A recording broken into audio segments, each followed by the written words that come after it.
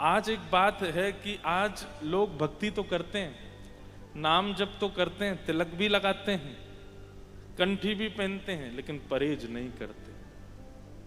परहेज नहीं है। कई परहेज हैं। हम प्रयास करेंगे कि इन 3 दिन के प्रसंग में नवदा भक्ति के 3 प्रथम भक्ति पर चर्चा करें और साथ में परहेज भी बताएं। उसका परहेज क्या है, श्रवण भक्ति में परहेज क्या है, कीर्तन भक्ति में परहेज क्या है और स्मरण भक्ति में परहेज क्या है। बाकी के फिर आगे के परहेज महाराज जी और मलुक पीठ वाले महाराज जी वो बताएंगे उसमें परहेज क्या है। हम तो 3 बता के जाएंगे।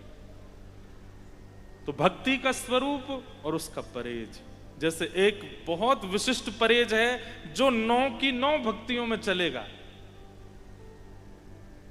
और वो सूरदास जी महाराज कहते हैं, तजोरे मन हरि विमुखन को संग, तजोरे मन हरि विमुखन को संग। दोहराइए साथ में, तजोरे मन हरि विमुखन को संग, तजोरे मन हरि विमुखन को संग। जाके संग कुमति उपजत है, जाके संग कुमति उपजत है, पड़त भजन में भंग हो, पड़त भजन में भंग।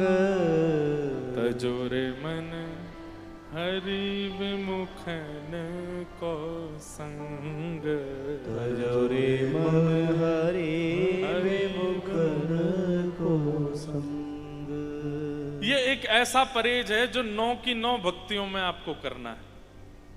श्रवण, कीर्तन, स्मरण, पाद सेवन, अर्चन, वंदन, सख्य, आत्मनिवेदन, सब में ये तो सर्वोपरि परहेज है। कई बार ऐसा होता है कि एक व्यक्ति हमारे साथ ऐसा रहता है जो भगवत विमुख है, और हम उसका संग केवल इसलिए करते हैं क्योंकि हमारा उससे कोई फायदा हो रहा है, हमारा उससे कोई भाव बनता है। जैसे कई वैष्णव बालक ऐसे होते हैं, तिलक लगाते हैं नित्य। सब लोग इधर देखो, ध्यान से सुनो। नित्य तिलक लगाते हैं, लेकिन जैसे ही कोई प्रसंग आता है उत्सव का या कोई विवाह का, कोई पार्टी हो कहीं हो, तो वो नहीं लगा के जाते। क्यों? और उनके मन में भाव क्या आता है कि वो हमसे पूछेंगे, वो हमको टोकेंगे, वो हमको। अरे तो ऐसों के बीच में जाना ही क्यों है जो आपके तिलक के प्रति ऐसी भावना रखें, आपकी कंठी के प्रति ऐसी भावना रखें। महाराज, हम एक बात सुनिएगा, महाराज जी का 50वां विरक्त महोत्सव है। हमारा विरक्त महोत्सव आज से प्रारंभ हो रहा है, आप सब लोगों का, हमारा सबका। हम वो सब तो नहीं त्याग सकते जो हमारे महापुरुषों ने त्यागा है, परंतु इतना भी अगर त्याग करें कि जो हरि विमुख है उसका संग नहीं करना, तो किसी विरक्त से आप भी कम नहीं हो, क्योंकि आप एक ऐसे का त्याग करते हैं जो हरि विमुख नहीं। तजोरे मन हरि विमुखन को संग। उस सभा में नहीं जाना। हो सकता है आपको घाटा होगा उससे, हो सकता है आपकी बढ़ोतरी, आपकी कमाई में, आपकी उपलब्धियों में उससे कमी घट रही हो, कमी आ रही हो, लेकिन हाँ एक बात याद रखिएगा, संसारी उपलब्धियों में कमी हो सकती है, लेकिन भगवत भजन में कमी नहीं होगी। भगवत भजन बढ़ेगा, प्रेम बढ़ेगा। भक्तिमती मीराबाई कैसी निडर, कैसी, उनको कोई लज्जा नहीं होती थी कि कोई भगवत विमुख स्थान है, कोई भगवत व्यक्ति है या भगवत विमुख कुछ क्रिया होती थी तो उसको नकारने में, त्यागने में मीराबाई को कोई चिंता नहीं होती थी। इसीलिए ठाकुर जी मिले। अरे किसी भक्त को उठा के देख लीजिए, भगवत विमुखों का त्याग ही भगवत प्राप्ति कराता है, क्योंकि संसार की उपलब्धियां भगवत विमुखों से ही मिलती हैं, और जब उनका त्याग किया जाता है तो संसार की उपलब्धियां तो छूटती हैं, पर ठाकुर जी मिलते हैं। इसलिए जाके संग कुमति उपजत है, जिसके संग से कभी क्रोध का वर्धन हुआ था, जिसके संग से कभी काम का वर्धन हुआ था, जिसके संग से किसी दोष का वर्धन हुआ था, वो चाहे कितना भी सामीप्य का क्यों ना हो, उसका त्याग करो। अब एक बात और,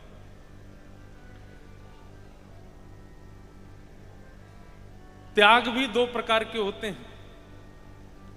एक तो होता है कि देह से ही उसका त्याग कर दिया, पर देह से तो त्याग नहीं किया, पर मानसिक त्याग कर दिया। अब जो समय चल रहा है ना कलिकाल का, यहां पर देह से किसी को छोड़ना अगर कर पाओ तो बहुत बड़ी बात है, बहुत अच्छी बात है। लेकिन देह से यदि किसी का, शरीर से किसी का त्याग नहीं बन पाता है, तो मानसिक त्याग करो। महाप्रभु जगन्नाथ जी के परम भक्त हुए श्री अंगद जी महाराज। सब लोग इधर देखो, इधर देखो, कथा सुनो। पीछे वाले आएंगे, चिल्लाएंगे, आपके ऊपर चढ़ेंगे, पर आप कथा सुनो। हम भी सुना रहे हैं ना। 3 दिन की बात है बस। नहीं, आपके लिए तो 9 दिन है, हमारे लिए 3 ही दिन है। आप ज्यादा फायदे में हो, हमको तो यहाँ से फिर जाना। अच्छा, मैं कल महाराज जी से एक बात कह रहा था, मैं ये कोई लाग लपेट वाली बात नहीं, इसमें बिल्कुल भी असत्यता नहीं है, बिल्कुल सत्य बोल रहा हूं। कहीं भी कथा करने जाते हैं तो वक्ता की प्रतीक्षा पूरा नगर करता है। जैसे हम कहीं कथा करने जाते हैं, लोग बात कहते हैं महाराज जी हम तो 6 महीना से प्रतीक्षा कर रहे थे, हमको तो जब से पता चला हम तब से प्रतीक्षा कर रहे थे। पर वक्ता प्रतीक्षा नहीं करता इतनी, क्योंकि उसकी तो लगातार कथाएं होती है ना, तो उसको आज यहाँ कथा हुई, कल वहां है, उसकी इतनी प्रतीक्षा नहीं होती। पर जोधपुर आने की हमको बड़ी प्रतीक्षा थी। जिस दिन से महाराज जी ने बोला ना कि आपको यहाँ आना है, तो पहले तो हमारा आने का बन ही नहीं पा रहा था, तो मैं इतना उदास हो गया कि कैसे जोधपुर पहुंचे। पहले तो महाराज जी का निवेदन था कि 7 दिन ही सुनाओ कथा, परंतु जो 1 तारीख से क्रम है वो भी एक संत की कथा है, उनसे कैसे कहें, उनका भी एक वार्षिक उत्सव है। निवेदन तो फिर भी किया महाराज जी मैंने कि मान जाएं, हमको जोधपुर का लोभ कुछ ज्यादा ही है, और उसमें कारण केवल एक ही है कि हमें महाराज जी का सबका संग मिलता है, और इनके संग रह करके पता नहीं क्या एक प्रकार से हमारी बैटरी रिचार्ज होती है। तो साल भर कितनी भी कथा करा लो, एक बार जोधपुर बुला लो। तो आए तो बहुत दिन बाद हैं जोधपुर। कुछ साल पहले अजनेश्वर धाम में कथा हुई थी, तब तो इतने लोग जानते भी नहीं थे महाराज जी, वहां तो बहुत सीमित लोगों में कथा हुई थी। तो लेकिन जोधपुर से महाराज जी कभी कभी मिलते रहते हैं, आ जाते हैं, तो वैसे रिचार्ज कर जाते हैं हमको। लेकिन यहाँ आने का मुझे बहुत चाव था। मीराबाई कहती है ना,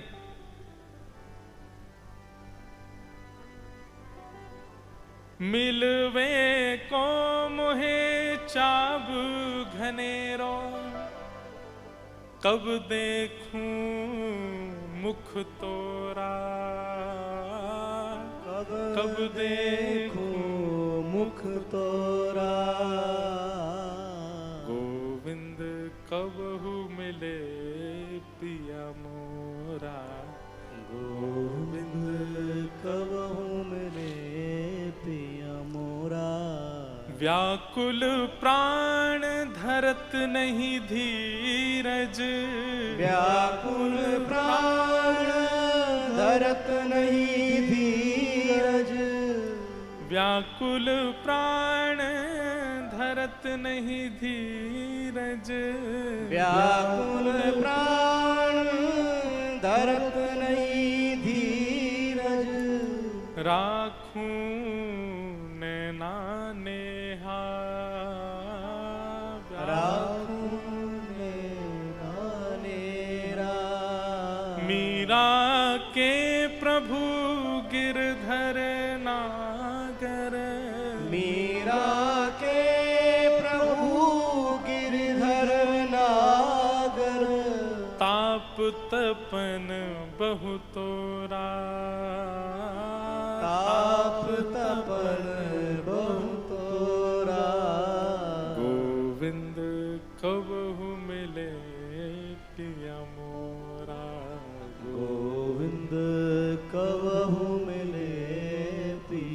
व्यास मंच से बैठ के बोलूं तो मेरी बात कोई निरर्थक नहीं होगी, ये बात सत्य है। लेकिन कई बार जैसी व्याकुलता राधा रमण जी के दर्शन की है, जैसी व्याकुलता श्रीनाथ जी के दर्शन की है, जैसी व्याकुलता श्री जगन्नाथ जी के दर्शन की है, जैसी व्याकुलता रणछोड़ राय श्री द्वारिकाधीश के दर्शन की है, वैसी व्याकुलता यदि किसी हरिजन के दर्शन की हो जाए तो समझ जाओ ठाकुर जी और जल्दी मिलेंगे। वो व्याकुलता चित्त में आनी चाहिए कि हम कब पहुंचे, कब वो महापुरुष हमको दिख जाएं। उनके दर्शन की व्याकुलता। तो वैसे ही हम व्याकुल थे यहाँ आने को, महाराज जी से मिलने को, हमारे महाराज जी के दर्शन करने को। और यहाँ आकर के ऐसा मतलब आपके संग मिलकर के इतना आनंद होता है, ना तो निद्रा की स्थिति रहती, ना तो नींद ज्यादा आती, ना भूख ज्यादा लगती, ना कहीं जाने का मन होता, बस बैठे रहें, चर्चा चलती रहे, आनंद होता रहे, यही सुख मिलता है। तो यहाँ आने के लिए तो व्याकुल मेरा चित्त भी था, मेरा हृदय भी था। तो आप सब ज्यादा फायदे में हो कि 9 दिन का आपको ये संग मिल रहा है, इसमें एक दिन भी छोड़िएगा नहीं। खूब संख्या में आइएगा, खूब आनंद लीजिएगा, खूब संतों के दर्शन कीजिएगा। और जितने संत आपकी दृष्टि में आते जाएं उतनी नंबर चढ़ा दीजिएगा, इतने और हो गए हमारे, इतने दर्शन हो गए। और रोज की स्मृति का वो क्रम बना लीजिए। तो सबसे पहला परहेज क्या है? तजोरे मन हरि विमुखन को संग। जो हरि विमुख करते हैं, जिनके वजह से चित्त में दोष उत्पन्न होता है, उनका त्याग करो। और देह से नहीं त्याग कर सकते, शारीरिक त्याग नहीं कर सकते, तो मानसिक त्याग करो, मन से छोड़ो। मन से त्याग का मतलब क्या होता है? हमारे महाप्रभु जगन्नाथ जी के मैं चरित्र सुना रहा था, कई बार कथाओं में आपने सुना भी होगा। अंगद जी महाराज का चरित्र आता है।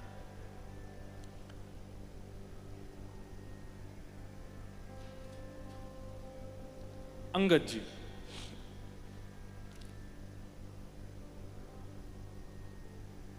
अपनी पत्नी से बहुत प्रेम करते थे, पर ठाकुर जी के प्रति कोई भाव नहीं था।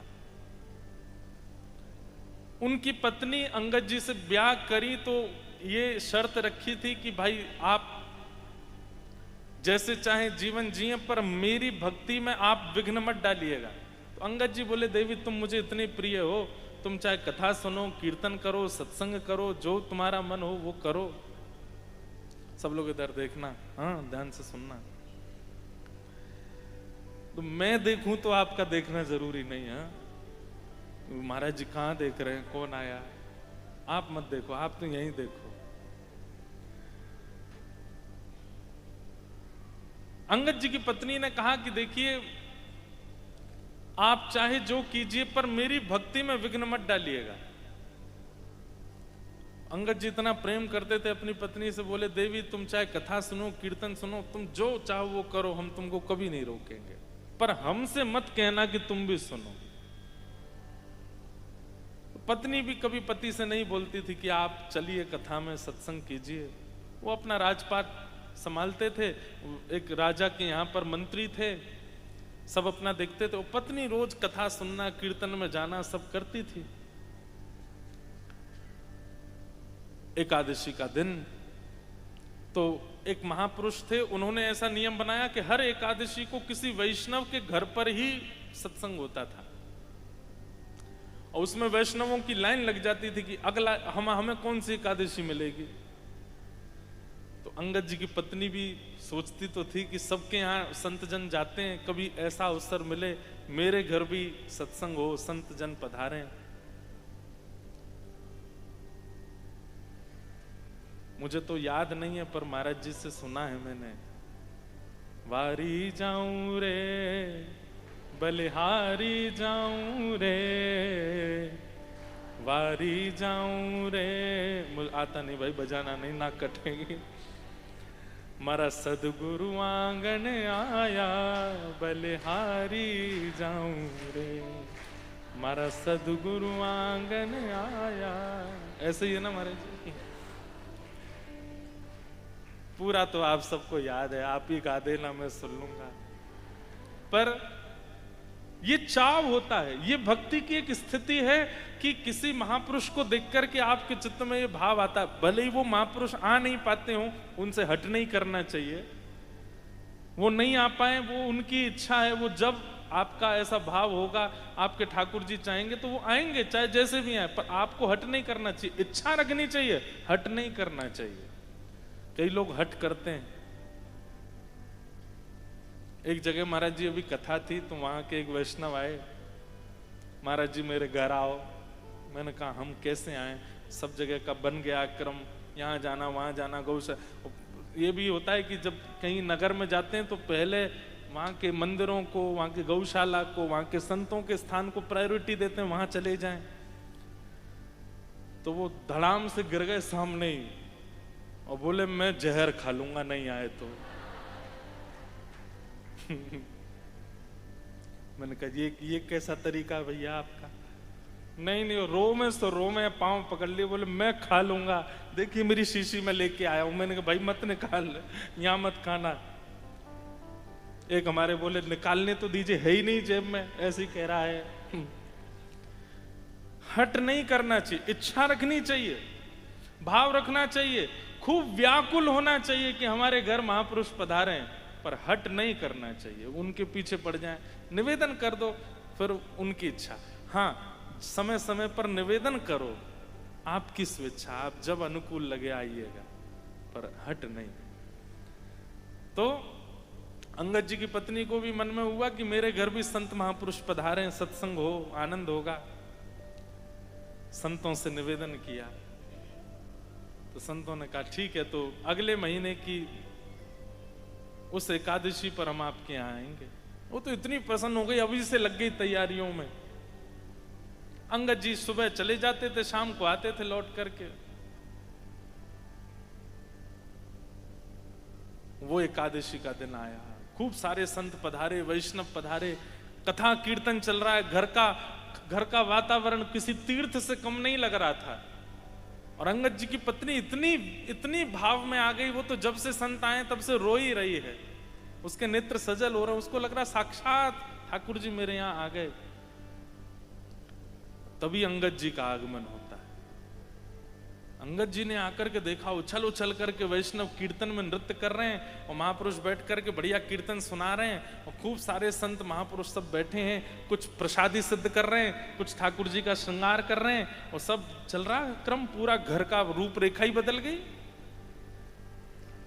अंगद जी ने आकर के तुरंत वहां चिल्लाना शुरू कर दिया, और जाकर के महाराज 2-3 चीजें फेंक दी, क्रोध में भर गए। बोले ए, तुमने अपना आश्रम समझ रखा है, मेरा घर है, ये क्या यहां पर ये ताम तंबूरा बजा रहे हो, उछल उछल के नाच रहे हो?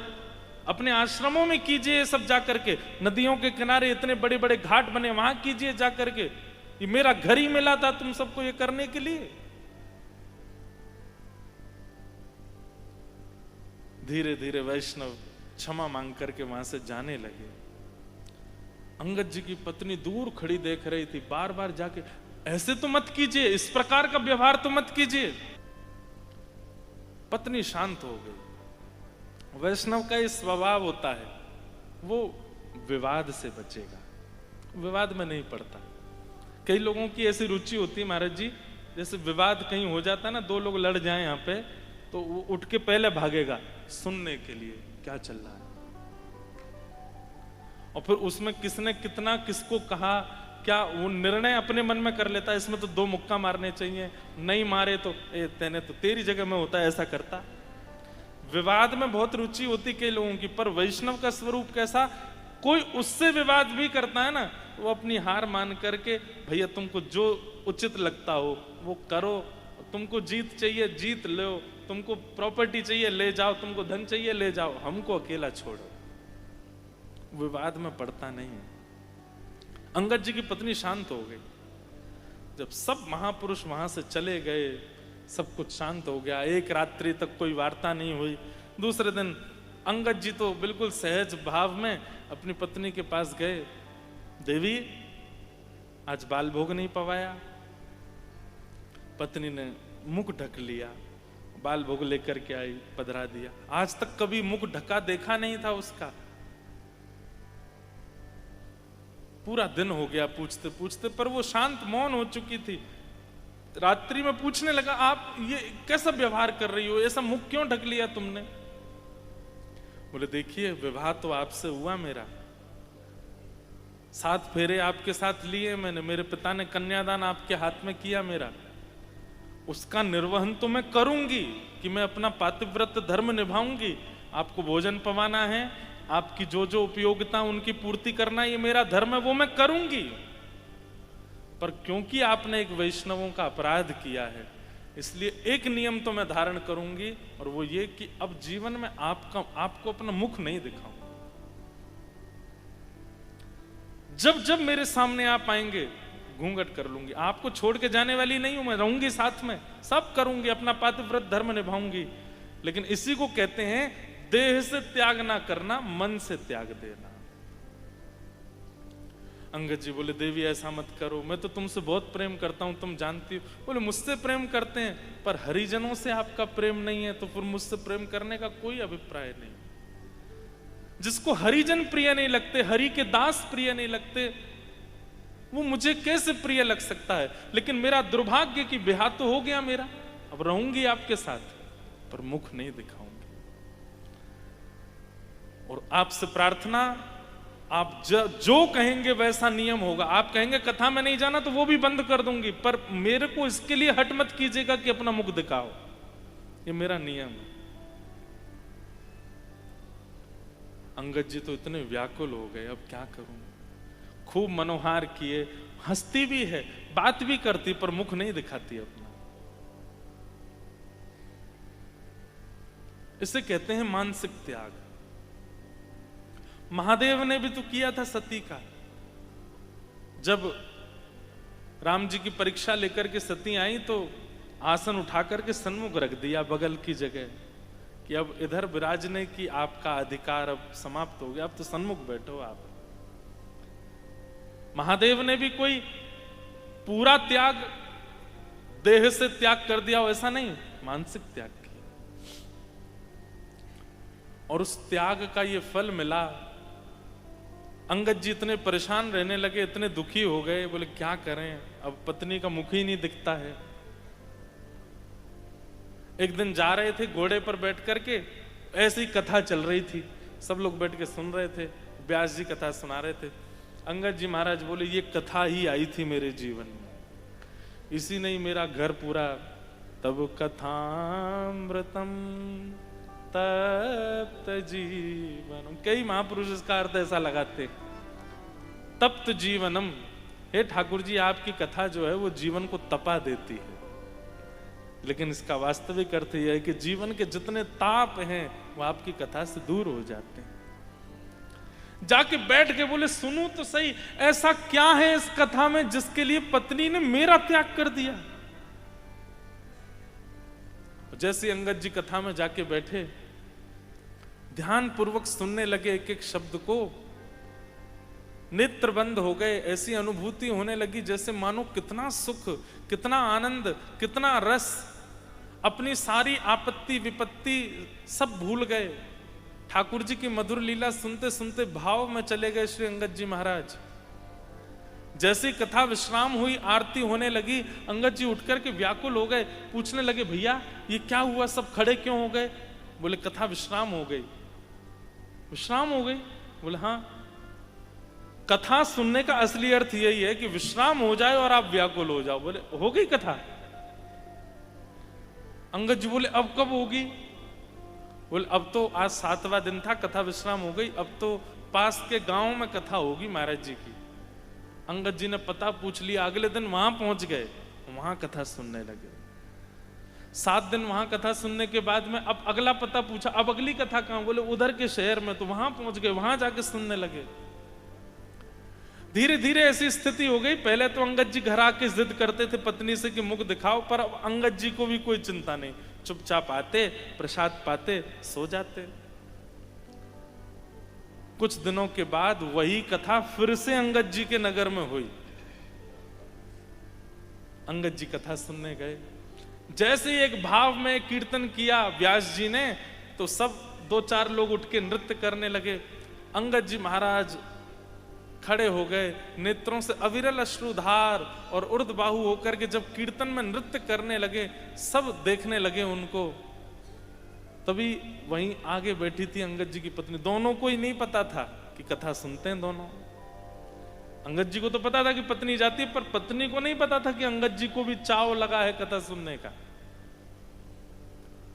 तो जब कोई नृत्य करता है, सबकी दृष्टि पड़ती है ना, तो अंगद जी की पत्नी ने ऐसे देखा कौन नृत्य कर रहा है, और जैसे ही देखा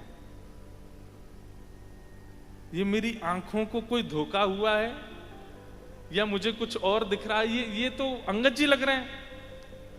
उसने थोड़ा और पास जाकर के घूंघट करके जब देखा तो भाव आवेश की मुद्रा में, और महाराज अविरल अश्रुधार और ऐसा नृत्य कर रहे थे श्री अंगद जी महाराज।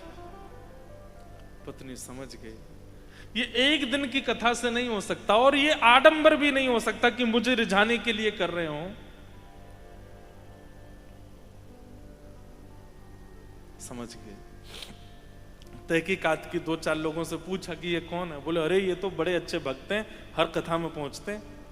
पत्नी बोली तभी मैं कहूं रात्रि में आजकल बहुत विलंब से आते हैं, मैं भी पूछती नहीं थी, लेकिन ये कथा सुनने जाते हैं। आज अंगद जी की पत्नी घर पहुंची, पूरा घर सजाया, सुंदर दिए लगाए, बाहर चौका किया, उस पर रंगोली बनाई, बढ़िया सुंदर घर में सामग्री आदि सिद्ध करके सब तैयार किया। अंगद जी महाराज जैसे ही आए, पत्नी घूंघट ऊपर करके खड़ी थी द्वार पे, हाथ में आरती का थाल लेके। तो अंगद जी दूर से ही बोल पड़े, देवी तुमने आज घूंघट नहीं किया, मैंने नीचे नजर कर लिया, घूंघट कर लो मैं तब आऊं। अंगद जी की पत्नी बोली अब घूंघट की आवश्यकता नहीं। क्यों? बोले मुख तब मोड़ा था जब आप हरि विमुख थे, पर आप जब हरि जनों के संगी हो गए हो, तो अब आपसे मुख कैसे छुपा सकती? ये है त्याग, और ये त्याग वाला हरिजनों के, हरि विमुखों के त्याग वाला परहेज तो सबको करना है। नवदा भक्ति के एक एक परहेज अलग अलग होंगे, पर ये वाला परहेज तो 9 भक्ति में चलेगा। तजोरे मन हरि विमुख को संग। और उसके बाद पता है क्या हुआ? अंगद जी घर आए, पत्नी से बोले, पत्नी बोली अब देख लीजिए मुझे जी भर के, 9 महीना हो गए आपने हमको देखा नहीं, अब तो देख लो। अंगद जी बोले देवी अब मेरी देखने की इच्छा खत्म हो गई अब तो श्याम सुंदर से नेत्र लड़ गए हैं, अब तो कथा ने ऐसा मुख मोड़ लिया है ठाकुर जी की ओर कि अब उनकी सुंदरता के आगे कोई सुंदर नहीं लगता, अब तो केवल उनको देखने का चाव है। अंगद जी की पत्नी तो भाव विह्वल हो गई कि बोले मैंने तो ऐसी उम्मीद ही नहीं की थी कि मेरे पति कभी ऐसे हो जाएंगे। तो कभी कभी हरिजनों का इस प्रकार चतुराई से त्याग कीजिए कि उनको आभास भी हो जाए कि उन्होंने कुछ किया है, और आप उनका संग भी ना छोड़ो। कभी कभी ऐसे त्याग से भी उनके चित्त में परिवर्तन आ जाता है। उनके चित्त में, जैसे एक माता जी को हम जानते हैं, उन्होंने यही अंगद जी का चरित्र सुना था कहीं पे। उनका बेटा व्यसन करता था और व्यसन छोड़ नहीं रहा था, और मुझसे बोली महाराज जी आप कहते हैं हरि विमुखों का त्याग करूं, मैं अपने बेटे का त्याग कैसे करूं? मैंने कहा मैया आप जो हमने अंगद जी के चरित्र में आपको सुना उससे कुछ लगे तो आप देखो। महाराज जी उन्होंने रोटी छोड़ दी, सब्जियों पर आ गई माता जी, सब्जी खाती, और बेटे ने एक दिन पूछा, पत्नी ने भी कहा बोले माता जी रोटी नहीं खाती। बेटे ने एक दिन पूछा माँ क्या बात है आप रोटी नहीं खाती? कोई नहीं, कुछ नहीं। बेटे को बताया नहीं, छोड़ दिया बस। कई लोग होते हैं वो ढिंडोरा पीट देते पूरे नगर में, हम चप्पल छोड़ रहे हैं, हम तो पहनते ही नहीं ना, हम तो सब त्याग कर दिया हमने, पर ढिंडोरा नहीं पीट रहे। माता जी ने खाया नहीं, तो बेटे ने जाके पूछा माँ आप रोटी नहीं पाती? मुझे बता रही थी गृहिणी, क्यों नहीं पाती?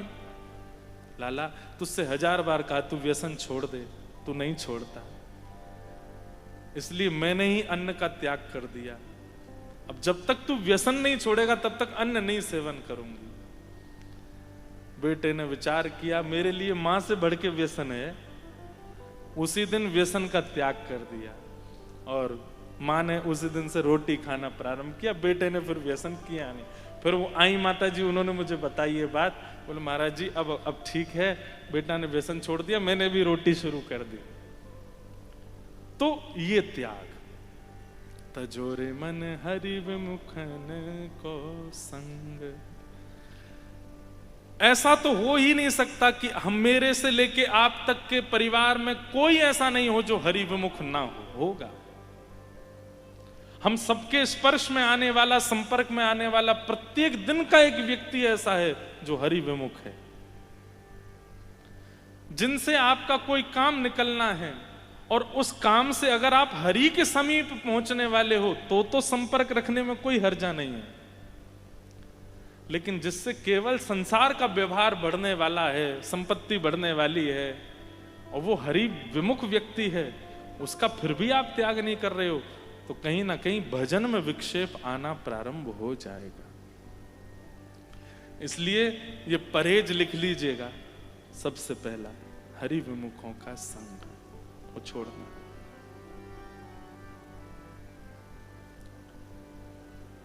नवदा भक्ति पर हम लोग चर्चा करें, 3 भक्ति की भाव हमको सुनाने हैं।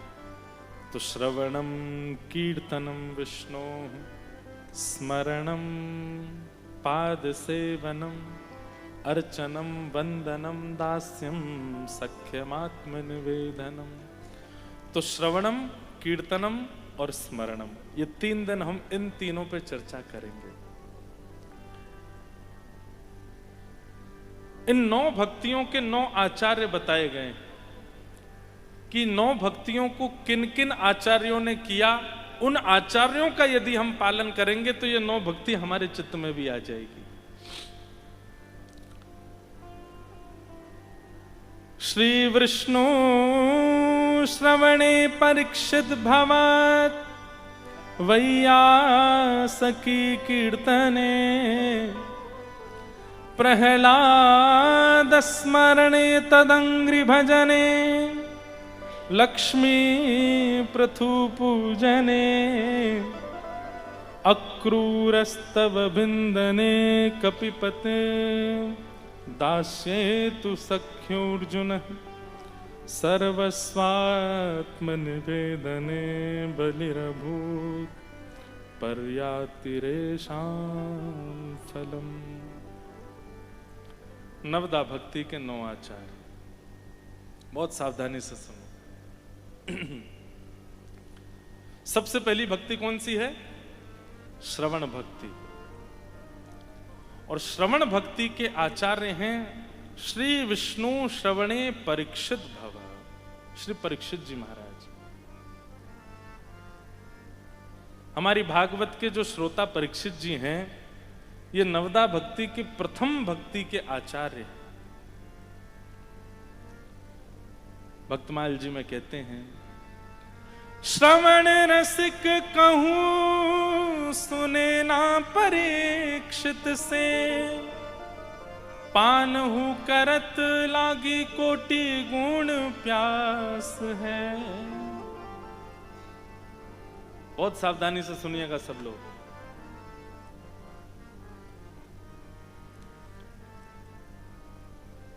कैसे श्रोता हैं श्री परीक्षित जी महाराज?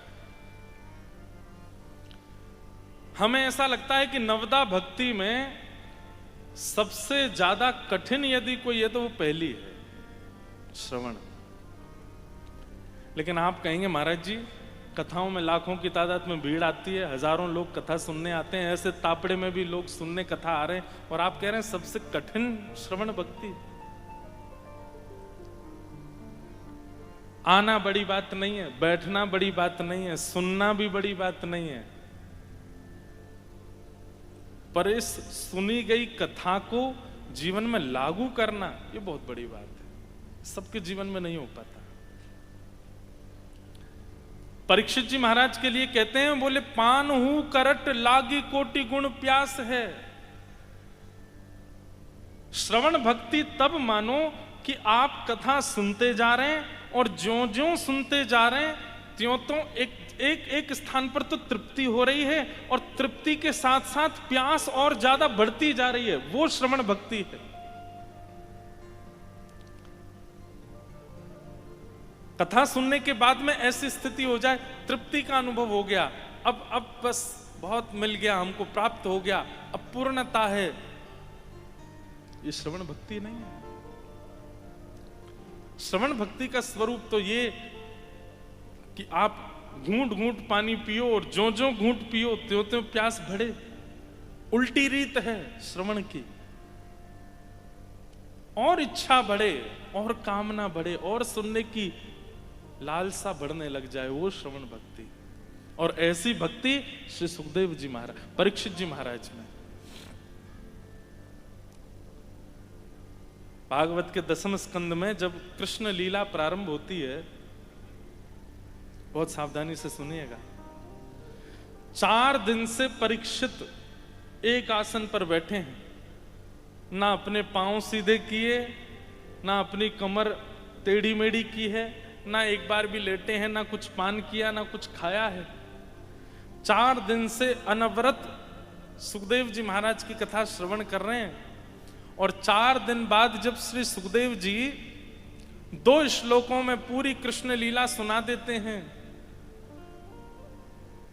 मथुरा में जन्म हुआ, गोकुल में ये लीला की, वृंदावन में ये लीला की, गोवर्धन पर्वत धारण किया, कालिया नाग का मर्दन किया, कंस वध करके भगवान ने जरासंध के साथ युद्ध किया, रण छोड़ करके द्वारिका चले गए, 16,108 ब्याह किए, महाभारत युद्ध कराया और भगवान ने अपनी लीला विश्राम करके स्वधाम को चले गए। पूरी कथा जब 2 श्लोकों में सुना दी, तब परीक्षित कहते हैं, भगवान कथितो वंश विस्तारो भवता सोम सूर्ययो राज्ञां चोभय वंश्याना चरितम परमाद्भुतम। महाराज, आपने ये क्या किया? इससे अच्छा तो मैं तक्षक सर्प के डमसन से मर जाऊं।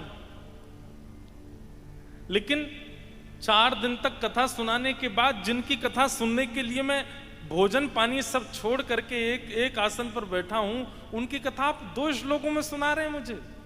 भगवान, मुझे विस्तार से सुनाइए।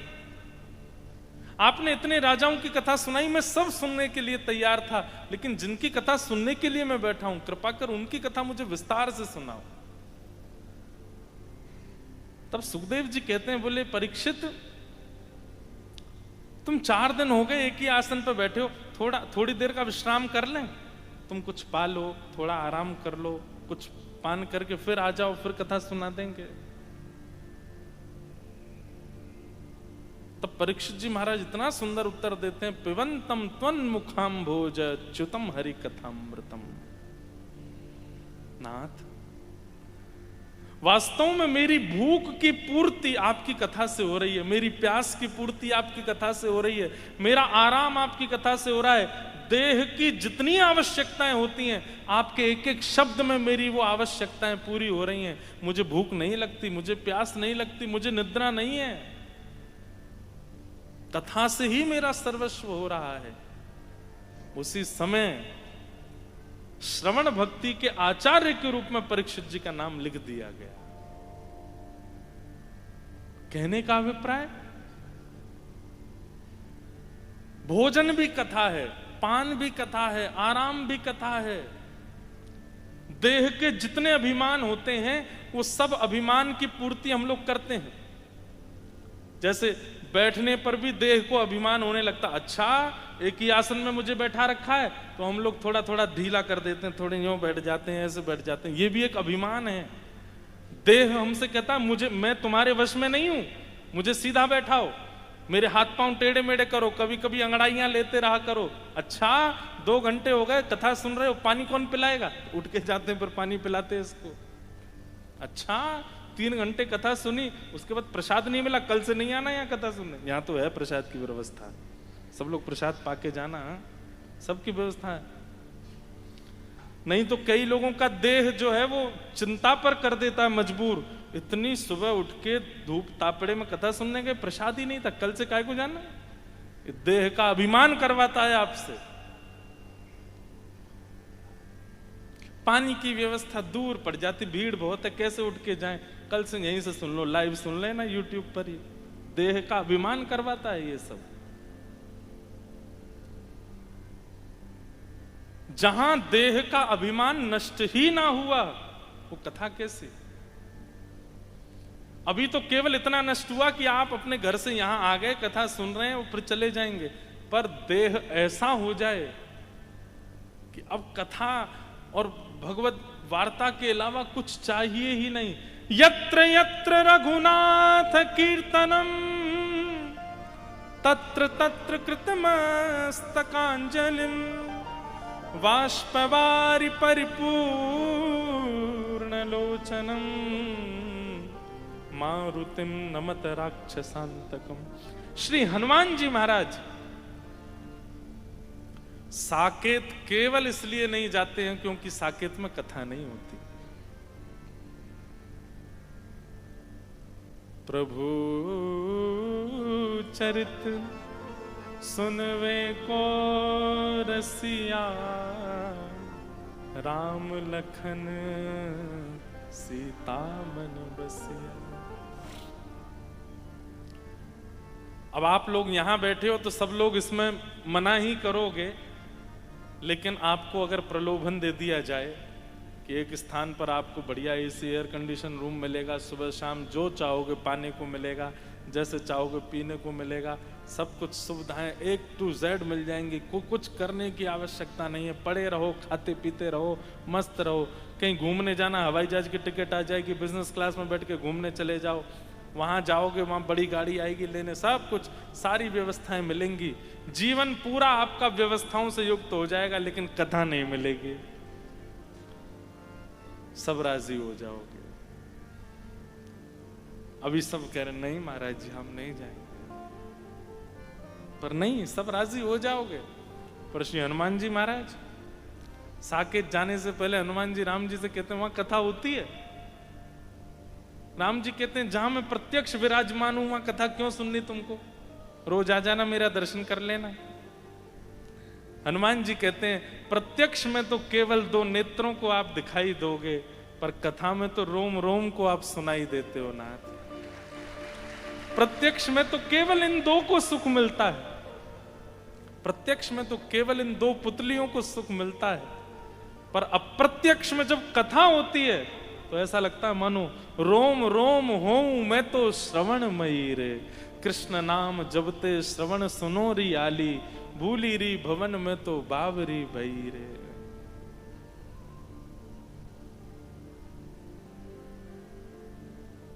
कथा, कथा के प्रति, हरि चर्चा के प्रति, हरि वार्ता के प्रति ऐसी तत्परता सुखदेव जी में देखी जाती है और परीक्षित जी में देखी गई, इसलिए उनको श्रवण भक्ति का आचार्य बताया गया। भोजन त्याग दिया, निद्रा त्याग दी, आराम सब छोड़ दिया कथा के आगे। कथा सर्वस्व है, इस श्रवण भक्ति के आचार्य। अब मन में एक भाव आया था कि आचार्यों पर चर्चा करेंगे कि नवदा भक्ति के आचार्य कौन हैं, और फिर उसके बाद नवदा भक्ति के देवता कौन से। वैसे तो श्रवण कीर्तन स्मरण पाद सेवन अर्चन वंदन दास्य सख्य आत्मनिवेदन 9 भक्ति से सारे ठाकुर जी रीझते हैं, पर कुछ ठाकुर जी ऐसे हमारे धराधाम पर जिनमें एक भक्ति का लोभ ज्यादा है। जैसे भक्त गावे, सब ठाकुर सुनते हैं, पर सब ठाकुरों में एक ठाकुर ऐसे हैं जो बहुत ज्यादा सुनते हैं। तो नवदा भक्ति में नवदा भक्ति के भक्तों की चर्चा करेंगे, और उन नवदा भक्ति में एक एक भक्ति से अति प्रसन्न होने वाले एक एक भारत के ठाकुरों की भी चर्चा करेंगे। तो श्रवण भक्ति में सबसे पहला नाम हमारी भारत भूमि में जिन ठाकुर का आता है, महाप्रभु श्री जगन्नाथ। श्री जगन्नाथ महाप्रभु की। ये श्रवण भक्ति के ठाकुर जी, इन जैसा श्रोता नहीं है पूरे भारत में। सुनते तो सब हैं, हमारे राधारमन जी भी सुनते हैं, राधा वल्लभ जी भी सुनते हैं, बिहारी जी भी सुनते हैं, पर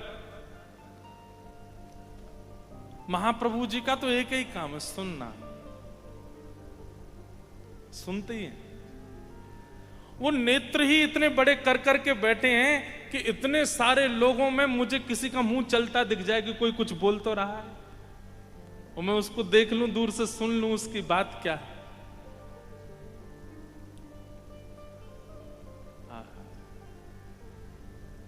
श्रित कमला कुच मंडल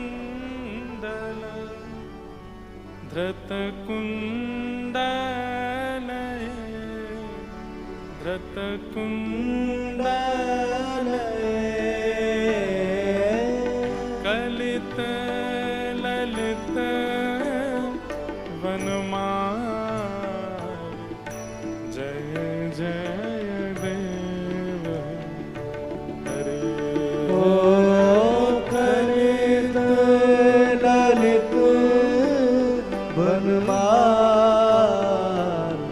जय जय देव हरे। आपको मुझको नहीं पता चला होगा, पर महाप्रभु जगन्नाथ जी जैसे ही श्रुत कमला कहा है, इतने में ही जोधपुर आ गए और यहां बैठ करके सुन रहे होंगे। देखो वो कोई लाली लेके आई है जगन्नाथ जी को, आ गए महाप्रभु जगन्नाथ। ये सुनने के देवता। भक्तमाल जी में वर्णन करते हैं, एक माली की बेटी वो जब जाती है बैंगन तोड़ने के लिए बगीचे में, और वहां बैंगन तोड़ते तोड़ते गाती है, अभिनव जलधारा सुंदर धृत मंदार धृत मंदार अभिनव जलधारा सुंदर धृत मंदार धृत मंदार श्रीमुख चंद्र चकोर जय जय देव हरे। ओ श्रीमुख चंद्र चकोर जय जय देव अरे हरे। ऐसे ठाकुर हैं महाप्रभु जगन्नाथ, साल भर तो मंदिर में बैठ के सुनते हैं, लेकिन कई ऐसे भक्त हैं जो भीतर नहीं आ पाते, तो उनके लिए निकल के बाहर आ जाते हैं और रथ में बैठ के भी सुनते हैं। यहां सुनाओ, भीतर नहीं सुना पाए तो मुझे यहां सुनाओ। आहे नील शैल प्रवर मत्ता वरुण प्रवर मत्ता वरुण मुआरत नलिने बनकु कर दलना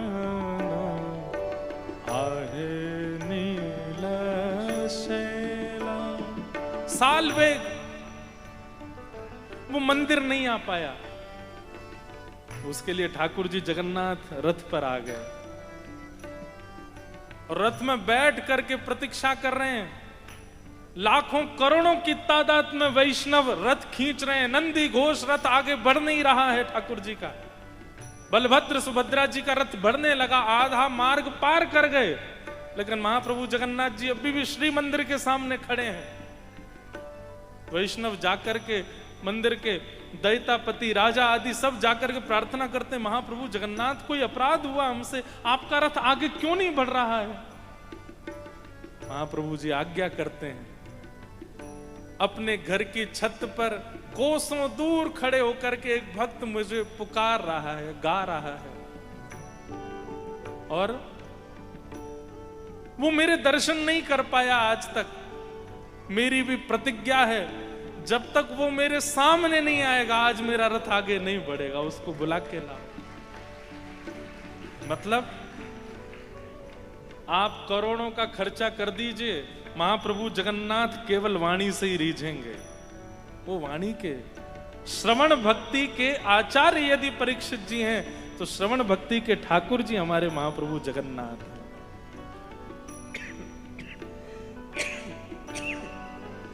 हमारी बात मानिएगा। भक्तमाल जी में तो कहते हैं, जयदेव महाप्रभु की स्तुति के लिए कहा गया, ता सुनवे राधा रमण अवश्य पधारें। जयदेव महाप्रभु जिन्होंने संपूर्ण गीत गोविंद को जगन्नाथ महाप्रभु को सुनाने के लिए रचा, उसके लिए कहते हैं कि उसको सुनने ठाकुर जी अवश्य आते हैं। आप कुछ भी साधन कीजिए, कुछ भी नाम जप कीजिए, कहीं भी यज्ञ कीजिए, अनुष्ठान कीजिए, परिक्रमा कीजिए, हमारी बात एक मान लीजिएगा, अपनी संपूर्ण क्रिया के विश्राम में, प्रारंभ में किसी को भी वंदन, मध्य में किसी को भी वंदन, अपनी संपूर्ण क्रिया के विश्राम में दोनों भुजा उठा करके महाप्रभु श्री जगन्नाथ जी को वंदन कीजिए, उनको पुकारिए, तो आपकी जो भी भावना थी, जो भी आपने किया है, सब स्वीकार होगा। सुनते हैं, उनका काम ही सुनने का है। ऐसे महाप्रभु जगन्नाथ जयदेव महाप्रभु के लिए गीत गोविंद सुनते हैं, साल्विक की स्तुति सुनने के लिए अपना रथ रोक देते हैं, और कर्माबाई की खिचड़ी पाने के लिए कर्माबाई पुकारती है, और महाप्रभु जगन्नाथ मंदिर छोड़ के भागते हैं। मुंह जल जाता है ठाकुर जी का, लेकिन पाने के लिए आते हैं।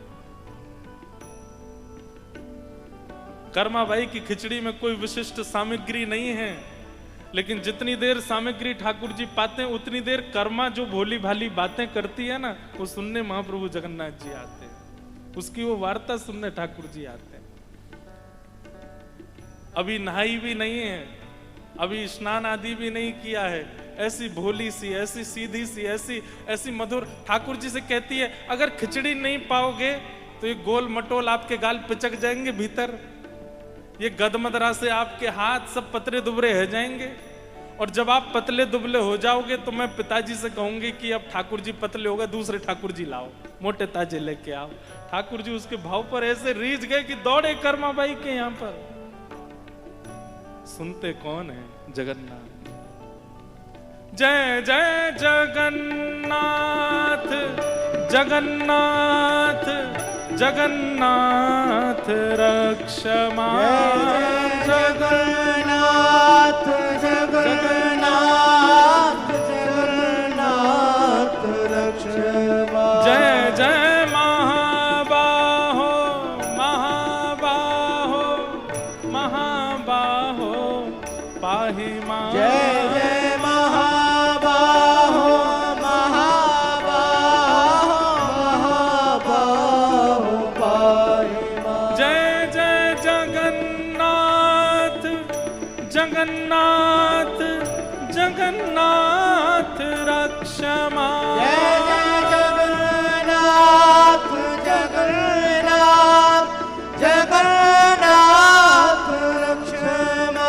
जय जय महाबाहो महाबाहो महाबाहो पाहि मां। जय जय महाबाहो महाबाहो महाबाहो पाहि मां। जय जय जगन्नाथ जगन्नाथ जगन्नाथ रक्षमा। जय जय जगन्नाथ जगन्नाथ जगन्नाथ रक्षमा। जय जय महाबाहो महाबाहो महाबाहो पाहि मां। जय जय महाबाहो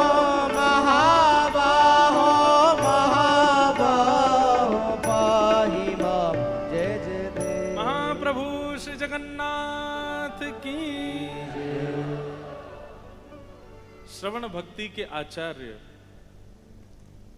श्री परीक्षित जी महाराज और श्रवण भक्ति के ठाकुर जी महाप्रभु जगन्नाथ। इसलिए अपनी बात सुनानी हो, कोई नई रचना करी हो, कुछ लिखा हो, कोई कविता लिखी हो, कोई पद लिखा हो, कोई भाव लिखा हो, सबसे पहला किसी को नहीं सुनाना, अपने घर के ठाकुर जी। कोई बात, कोई अंतर नहीं है, वही जगन्नाथ जी हैं, वही घर के ठाकुर हैं, पर फिर भी अपने कक्ष में बैठ करके और महाप्रभु जगन्नाथ जी को स्मरण करके सुनाइए सबसे पहले, क्योंकि महाप्रभु जी सुनते हैं। हमारे कल महाराज जी से चर्चा हो रही थी, हमारे पूज्य पिताजी महाराज के गुरुदेव अनंत श्री विभूषित दास के दादा गुरुदेव श्री गरुणध्वजाचार्य जी महाराज, जगन्नाथपुरी हमारा गुरु घर है, वहीं जीयर स्वामी मठ। महाराज जी एक बात कहते थे, मैंने उनका दर्शन नहीं किया पर उनकी वार्ता सुनी। इतना सुंदर भाव कहते, बोले महाप्रभु जगन्नाथ जी के आंख देखो कैसी बड़ी बड़ी, महाप्रभु जगन्नाथ जी के नाक भी दिखेगी, महाप्रभु जगन्नाथ जी का अधर भी दिखे, पर कान, वो लोग कान तो ऐसे ढक के रखते हैं, मुफलर सा पहन के रहते हैं महाप्रभु जगन्नाथ जी ऐसे। क्यों? बोले कान छुपा के क्यों रखे हैं ठाकुर जी ने? उसके पीछे इतना सुंदर भाव कहते, महाप्रभु जी बोले कि अरे भैया कोसों दूर से कर्मा बुलाती है और मैं जाता हूं, और जब मैं लौट के आता हूं तो ये घर में दो लोग और बैठे हैं ना, बलभद्र सुभद्रा, ये मुझे टोकते हैं, किसके यहां जाते हो आप? अरे वो तो ऐसी है, वो तो ऐसा है, वो तो ऐसा प्रसाद बनाता है, वो तो ऐसे रहता है। अरे आप उससे मिलने गए थे? ये उसके पुराने सारे कुकर्म ढूंढ ढूंढ के मुझे बताते हैं। और दूसरी बात कहते हैं कि जब ठाकुर जी जाते हैं किसी भक्त के पुकारने पर, तो बलभद्र और सुभद्रा जी ठाकुर जी कहते हैं, ए जगन्नाथ जी कहां जा रहे हो? तो ठाकुर जी सुनते नहीं है, चले जाते। बलराम जी कहते हैं, आंध है बताऊंगा आज। जब ठाकुर जी भक्त पर कृपा करके लौट के आते हैं, बलराम जी कहते हैं, अरे लाला तो इतनी बार कहीं सुने ना है बातन ने, तो कितनी कहीं रुक जा माने ना है। तो महाप्रभु जगन्नाथ जी कहते हैं, मेरे कान तो ढके हुए, मैं कहां से सुनूं, मुझे सुना ही नहीं दिया, मैं अपने कान तो ढक के रखता हूं, बिल्कुल बंद करके रखता हूं। आपको समझ जाना चाहिए, जिसके कान ही ढके हुए उसको सुनाई कैसे देगा? आजकल बच्चे वो लगा घूमते हैं ना, हेडफोन लगा के घूमते हैं, उनकी मम्मी बुलावे, पापा बुलावे, भैया बुलावे, बहन बुलावे, कोई बुलावे, सुनते ही नहीं है, कान में हेडफोन लगा रहता है, उसमें दुनिया भर के संगीत चलते रहते हैं। ऐसे ठाकुर जी महाप्रभु जगन्नाथ जी भी हेडफोन लगा के रखते हैं। किस लिए? कि कहीं मैं किसी भक्त पर कृपा करने जाऊं तो पहले तो मुझे कोई टोके ना, मुझे कोई रास्ते में बतावे ना, कहां जा रहे हैं? अच्छा उस पर कृपा करने, वो तो ऐसा है, वो तो ऐसा है, वो तो ऐसा है। ठाकुर जी कहते हैं, मैं सुन ही नहीं रहा हूं, मैंने कान बंद कर रखे हैं अपने। भक्त ने पुकारा, उसकी बात मुझे सुनाई देगी, उस बीच में मुझे कोई रोके टोके, उसके लिए ठाकुर जी कान बंद रखते हैं। और फिर लौट करके आऊं तो कहीं बलभद्र सुभद्रा यूं नहीं कहें कि हमने रोका था तुम सुने क्यों नहीं, तो ठाकुर जी उनको भी कहते हैं, मैं तो कान बंद कर रखे, कहां सुनाई देता है? सुभद्रा जी कहते हैं, लाला हम तो रोके वो सुनाई ना देवे, रास्ता में तो कोई इतने सबरे टोके हैं वो तो कुछ, लेकिन कोई कोसन दूर से बुलावे वो तो कैसे सुनाई दे जाए? ठाकुर जी कहते हैं, भक्ति भक्त भगवंत गुरु चतुर नाम वपु एक। भैया सुननी तो उसकी जाती है जो हमसे विलग हो, पर भक्त तो मेरे ही है। मैं भक्तन को प्राण, मैं भक्तन को दास, भगत मेरे मुकुटमणि। भक्त जब पुकारते हैं तो वो तो मेरे भीतर ही निवास करते हैं, उनकी वाणी मुझे सुनाई दे जाती है और मैं जाता हूं सुन। श्रवण भक्ति के कितने प्रमाण महाप्रभु जगन्नाथ जी के आपको प्राप्त होंगे। गुंडीचा क्यों जाते हैं रथ पर बैठ करके? अपनी मैया के पुकारने पर जाते, मैया बुला रही है हमारी, इसलिए ठाकुर जी बिल्कुल ऐसे गदमद रासे और ऐसे उछल उछल के कूद के आते हैं ठाकुर। मतलब भक्त ये प्रमाणित कर देते हैं ठाकुर जी कि तुम बुलाओ, जैसे गुंडीचा जा रहा हूं तुम्हारे घर भी आऊंगा। और ऐसे कूद कूद के आऊंगा ऊपर से। और कोई ठाकुर निकल के नहीं जाते अपने मंदिर, सब भीतर बैठे रहते हैं, बढ़िया एक ही स्थान पे बैठे हैं, वहीं श्रृंगार कराते हैं, वहीं स्नान करते हैं, वहीं प्रसाद पाते हैं। तुम्हारी गरज पड़े तुम आके मिल लो हमसे। पर महाप्रभु जगन्नाथ जी तो अपनी स्थिति आपको बता रहे हैं कि भाई तुम पुकारो, हमारे पास तो रथ भी है, खींचने वाले भी हैं, हम उतर के आ भी सकते हैं, पर पुकारने वाला चाहिए। तो मतलब सुनने की स्थिति ठाकुरों में यदि कहीं है तो महाप्रभु श्री जगन्नाथ जी। तो श्री जगन्नाथ जी कौन है? श्रवण भक्ति के ठाकुर है। गीत गोविंद इतना प्रिय है ठाकुर जी को। कोई नित्य अपने घर पर केवल आसन पधरा दे और आसन पधरा करके शुद्ध आसन में ये भावना रख ले कि श्री ठाकुर जी बैठे हैं, और तब गीत गोविंद का पाठ करे, कुछ दिन बाद उसको अनुभव होने लगेगा कि ठाकुर जी साक्षात आते हैं, आगे विराजमान होते हैं, पूरी गीत गोविंद का श्रवण करते हैं। ऐसे श्रवण भक्ति के हमारे ठाकुर कौन? श्री जगन्नाथ।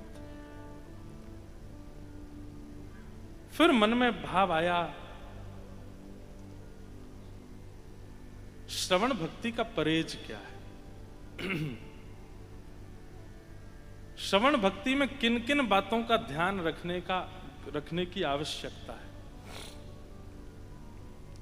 तो कुछ नियम तो मन में आ रहे थे, पर एक बहुत सुंदर भाव आया,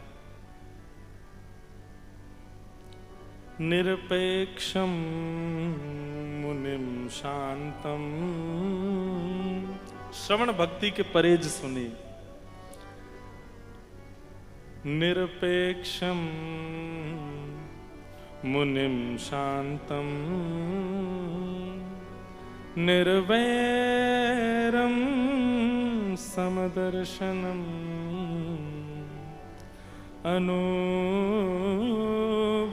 अनुव्रजाम्यहं नित्यं पूये ये त्यंघ्रिरेणुभिः।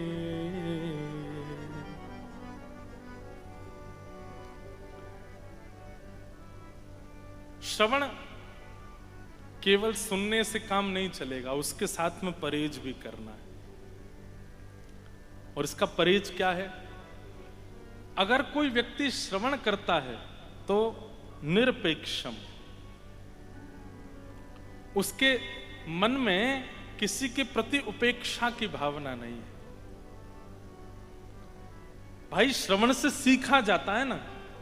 अगर कोई सीखता नहीं है, केवल सुनता है और जैसा था वैसा ही रहता है, तो उसने क्या श्रवण किया? कथा उसे मानिए कि आप यहां 9 बजे आए और जब 1 बजे यहां से जाएं तो 9 बजे जो आया था वो 1 बजे लौट करके नहीं गया, 1 बजे कोई और गया लौट करके। और एक बात हम आपको बहुत स्पष्ट रूप से कह दें, दुनिया में कितने भी नियम बनाने हों और कितने भी असद व्यवहारों का त्याग करना हो, उसके लिए सबसे अच्छा स्थान है कथा। कथा में बैठे बैठे, कथा सुनते सुनते अपने विकारों का त्याग करो और नियम का धारण करो। यहीं बैठ करके नियम धारण कर लीजिए कि मुझे ऐसा आगे से करना है। कथा में अगर नियम सोचा होगा तो नियम होगा, और कथा में यदि किसी कुभाव का त्याग किया होगा तो वो छूट ही जाएगा। बाकी आप कितना भी प्रयास कितनी जगह कर लीजिए, अनुभव से बोल रहा हूं मैं, यहां बैठकर के किया गया त्याग हो जाता है और यहां बैठकर के धारण किया गया नियम भी हो जाता है।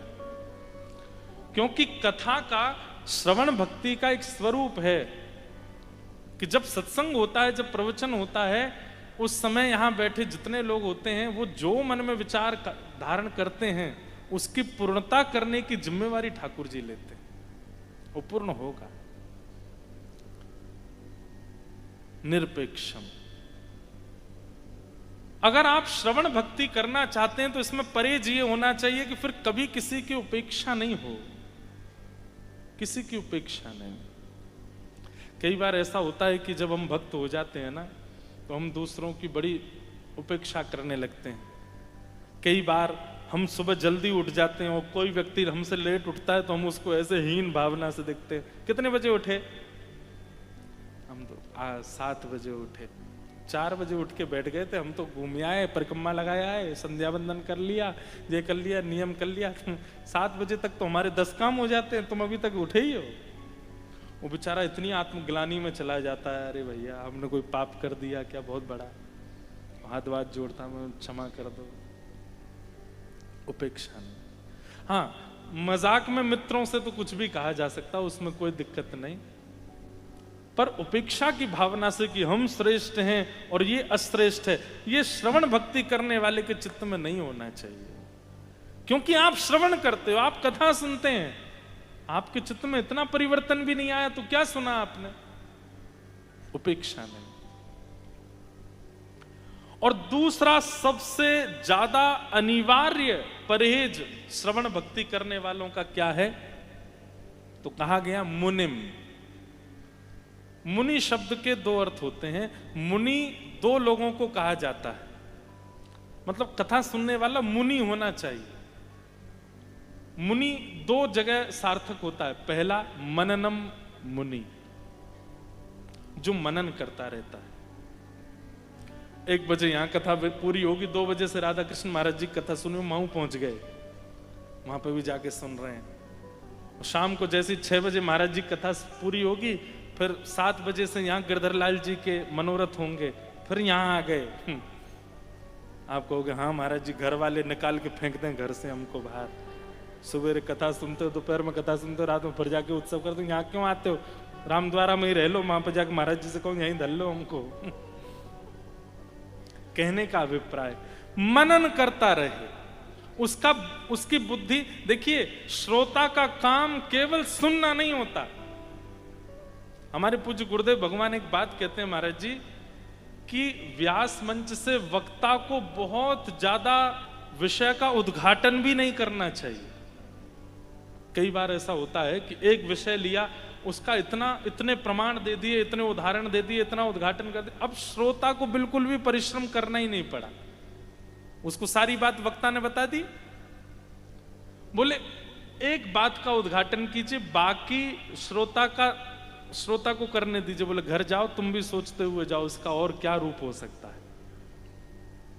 इसको कहते हैं मनन। हम कथा सुनते हैं पर मनन नहीं करते। मनन एक प्रकार का स्वरूप कैसा है? पचाना। कथा सुनी गई लेकिन पचाई नहीं गई। और जब कोई वस्तु पचती नहीं है तो अपच होकर के वमन होता है। कथा का यदि श्रोता मनन नहीं करेगा तो उसको अपच हो जाएगी। वो कितनी भी कथाएं सुन ले, उसके मुख से कठिनाइयां, उसके मुख से परेशानियां कभी अदृश्य होंगी नहीं, वो सदा दुखी ही दिखेगा। क्यों? कथा तो सुनता, मनन नहीं करता।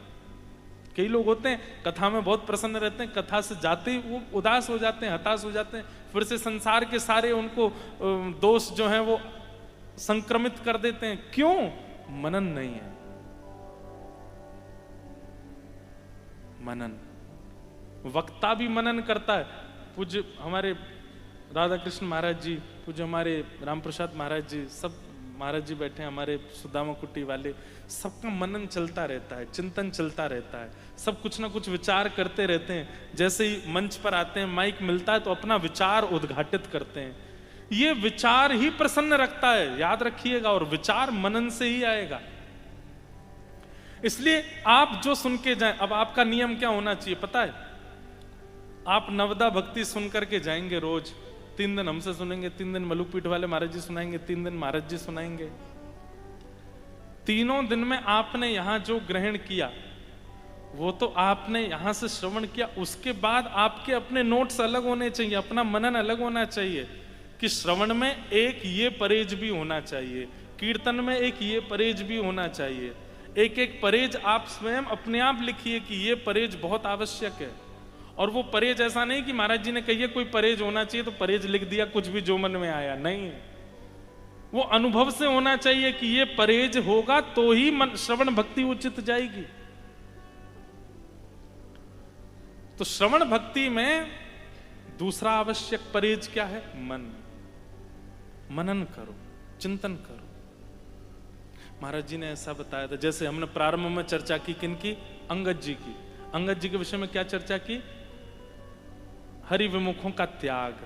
उसमें हमने अंगद जी की पत्नी की बात सुनी। अब खुद विचार करो और कैसे त्याग किया जा सकता है, और ऐसा क्या किया जा सकता है जिसमें पता भी ना चले और त्याग भी हो जाए। ये मनन है। और ये तो मुनि की एक परिभाषा मनन, और मुनि की दूसरी परिभाषा मौन। मौन। आप कथा इसलिए सुन पाते हैं क्योंकि आप मौन रहते हैं, और आप कथा का प्रभाव इसलिए धारण नहीं कर पाते क्योंकि यहां से जाते ही बोलने लग जाते हैं। आज की डेट में संसार में मौन दो लोग हैं, एक तो ठाकुर जी और दूसरी जगत जननी गौ माता। ये दो मौन है। दोनों मनन करते रहते हैं, मौन रहते हैं। इसलिए ठाकुर जी को गैया अति प्रिय है, क्योंकि स्वयं मौन रह के ठाकुर जी को सुनने के लिए कान खड़े कर रखे हैं। आप बोलो मैं शांत रहूं। ठाकुर जी हमारे लिए ठाकुर जी मौन क्यों रहते हैं? हम अपनी सुनाने से बाजी नहीं आ रहे, हमारी अपनी सुनानी बंदी नहीं हो रही है। ठाकुर जी कहें कि भाई तू ही सुना ले पहले, मैं कैसे कहूं फिर अपनी। सुदामा चरित्र में जब श्री सुदामा जी के लक्षण बताए, उसमें 3 लक्षणों में एक लक्षण क्या है? प्रशांत, अत्यंत शांत, मौन। मौन का नियम धारण करो। मौन का नियम धारण करने का मतलब यह नहीं कि पूरे दिन कुछ बोलना नहीं, पर हां अनौपचारिक नहीं बोलना है, जहां जरूरत नहीं है वहां नहीं बोलना है, और जब बोलना है कम शब्दों में बोलना है, सार गर्वित बोलना है, सधा हुआ बोलना है। ये श्रवण भक्ति करने वाले का एक परहेज है।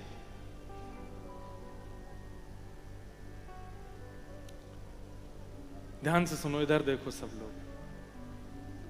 यदि इस परहेज का पालन आप नहीं करते, मौन नहीं रहते हैं, श्रवण भक्ति में दिक्कत होगी। 3 घंटा तो निकाल लोगे आप कथा के, लेकिन उसके बाद मनन भी मौन में ही हो सकता है। बोलते हुए मनन नहीं हो सकता। मौन एक नियम बना लीजिए मौन रहने का, और मौन रह करके कुछ बोलना नहीं है कुछ। अच्छा एक बात और बोल रहे हैं, आजकल वैसे महाराज जी मौन बहुत सहज हो गया, सब मौन रहते हैं। क्यों? अब ये बोलते हैं हमारे हिसाब से अब यहां से मौन नहीं, इससे मौन हो जाओ, क्योंकि ये वाला मौन अब टूट चुका है। कई लोग नासिक में दत्त धाम में कथा थी, तो महाराज जी की आज्ञा से ही हम गए वहां, तो वहां मौन का नियम होता है, पूरे दिन मौन रहो। तो मौन तो रहते थे, लेकिन दीदी को, भैया को, मम्मी को और जो मित्र थे उनको सबको खूब लिख लिख के भेजते। एक दिन मन में आया कि ये काय बात का मौन, अपनी सारी बात तो हमने भेज दी, वृंदावन तक सुना दी, लिख लिख के बोल दी सबको, ये मौन कैसा? एक हमारे वृंदावन में एक महाराज जी हैं, महाराज जी नहीं है तो सदगृहस्थ, वो महाराज जी चातुर्मास में मौन रहते हैं, सूर्यास्त के बाद भी मौन रहते हैं, और भी उनके 2-3 नियम है, सब बता दिया तो उनको पता चल जाएगा मेरी बात कर रहा है, सब नहीं बताऊंगा। मौन रहते चातुर्मास में। लेकिन महाराज जी उनके सामने अगर कोई उनके अनुकूल प्रतिकूल कोई काम कर दे तो उसको कहते हैं ऊपर एक पर्चा लेंगे, उस पर गाली लिख के उसको देते हैं। ये मौन काय बात का? आपने बोला नहीं, लेकिन आपके मन में जो स्वर आया था वो आपने लिख के बता दिया किसी को।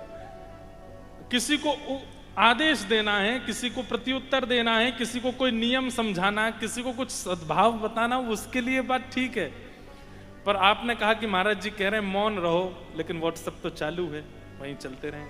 बगल में बैठा है व्यक्ति, उसी को कह रहे हैं मेरा मौन है, मैंने कथा में नियम लिया है, श्रवण भक्ति में मौन रहना चाहिए, ए सुन तू चाय बना ला मेरे लिए।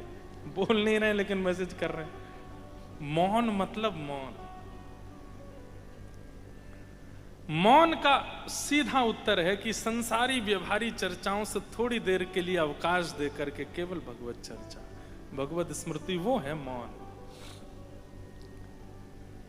हम तो एकादशी के लिए भी कहते हैं कि एकादशी में लोगों ने अन्न का त्याग किया, नियम भी शास्त्रों में यही बताया गया। परंतु अन्न का त्याग करना बड़ी बात नहीं रह गई है। आजकल के बच्चे सो के 11 बजे उठते हैं, स्नान ध्यान करके 1 बजे नीचे उतर के आते हैं, 3 बजे भोज, आधे दिन का तो वैसे ही व्रत हो गया उनका, आधा दिन का तो वैसे ही उनका अवकाश हो गया, कोई बड़ी बात नहीं है। इसका परहेज करके दिखाओ, एकादशी मानी जाए आपकी। एक एकादशी पे ये नहीं चला मैं। अभी श्रावण आने वाला है, श्रावण के सोमवारों पर लोग व्रत करेंगे। सोमवार के दिनों पर शाम को अभिषेक करते हैं महादेव का। श्रावण के सारे सोमवारों तक इंटरनेट का अगर त्याग कर दिया जाए तो हो सकता महादेव अंतिम दिन प्रकट हो जाए। वाह भैया, तेने क्या किया ये, तेरे जैसा त्यागी कोई नहीं इस संसार में। तूने व्हाट्सएप नहीं खोला, इंस्टाग्राम तूने स्क्रॉल नहीं किया, तेरे अंगूठे जीवित कैसे हैं अभी तक?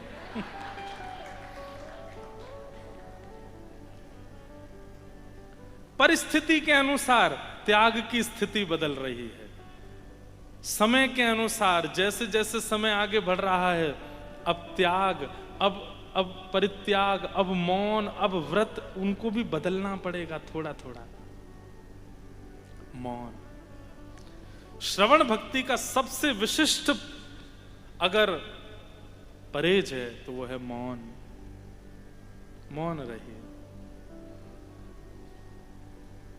एक भोरी सखी जी का बहुत सुंदर पद है हमारे राधा वल्लभी संप्रदाय वृंदावन में। भोरी सखी, ऐसो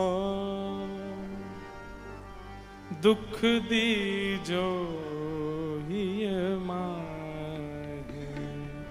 ऐसो दुख दीजो हिय माहे। महाराज जी, यहाँ जो दुख का प्रयोग किया गया, ऐसो दुख दीजो, ये भोरी सखी जी और जो हम लोग गा रहे हैं, हमारे लिए दुख नहीं है, पर संसार के लिए ये दुख है। वो हमको जब इस स्थिति में देखेंगे तो यूं कहेंगे, राम राम कितने दुखी। जैसे अब हम धोती पहनते हैं तो पैंट शर्ट पहनने वालों को ये लगता है कि ये बहुत दुखी हैं, ये धोती पहनते हैं। आप कैसे इसमें चल लेते हैं, आप इसमें कैसे बैठ जाते हैं, आप ये बगलबंदी में कंफर्टेबल होता है आपको? उनको ये लगता है ये परम दुखी हैं, पर हमको उनको देख के लगता है ये परम दुखी हैं, ये परम सुख से वंचित हैं। इनको क्या पता कि कितना सुख मिलता है। तो यहां जो दुख का शब्द प्रयोग किया गया, ये गाने वालों के लिए दुख नहीं है, और संसार के लोग जब आपको इन स्थितियों में देखेंगे तो आपको दुखी समझेंगे। इसलिए भोरी सखी कह रही हैं किशोरी जी से, ऐसा दुख दीजो हिय माहे, ऐसो दुख दीजो हिय माहे, ऐसो दुख दीजो हिय माहे,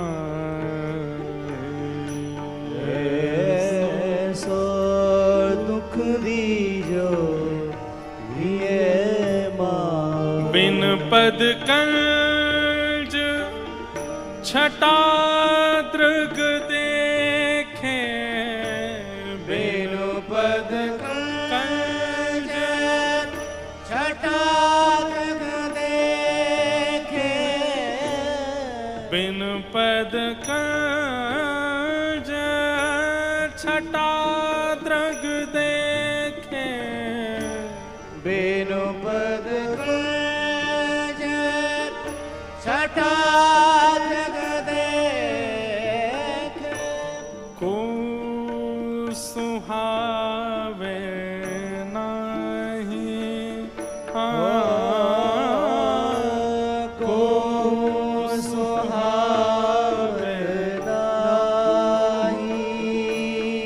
सखी कह रही हैं, हे जब तक प्रिया प्रियतम के सुंदर चरणार बिंदों के दर्शन नहीं हो जाएं, हमारे आराध्य ठाकुर के जब तक श्री मुख का दर्शन ना हो जाए, तब तक कोई कितना भी सुंदर श्रृंगार धारण आवरण धारण करके आ जाए, वो सुहावे ना। जब तक आपको ना देखें श्याम सुंदर, तब तक चाहे दुनिया की कितनी विशिष्ट वस्तु सामने आ जाए, उसके प्रति सुंदरता की भावना प्रकट ना हो, ऐसा दुख हमको दीजिए ना। दुख दीजो ऐसो दुख दीजो ऐसो दुख दीजो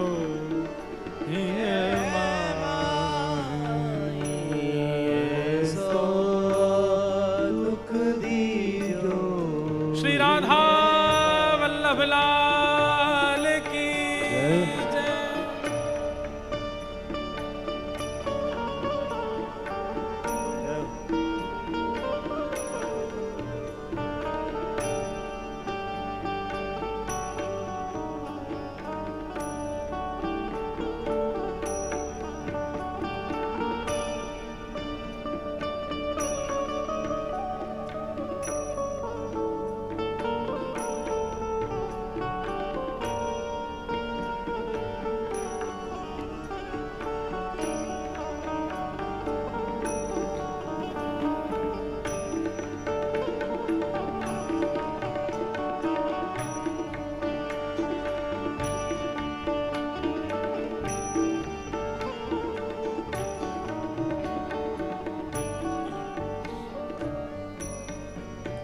और ये परहेज हैं श्रवण भक्ति करने वालों के।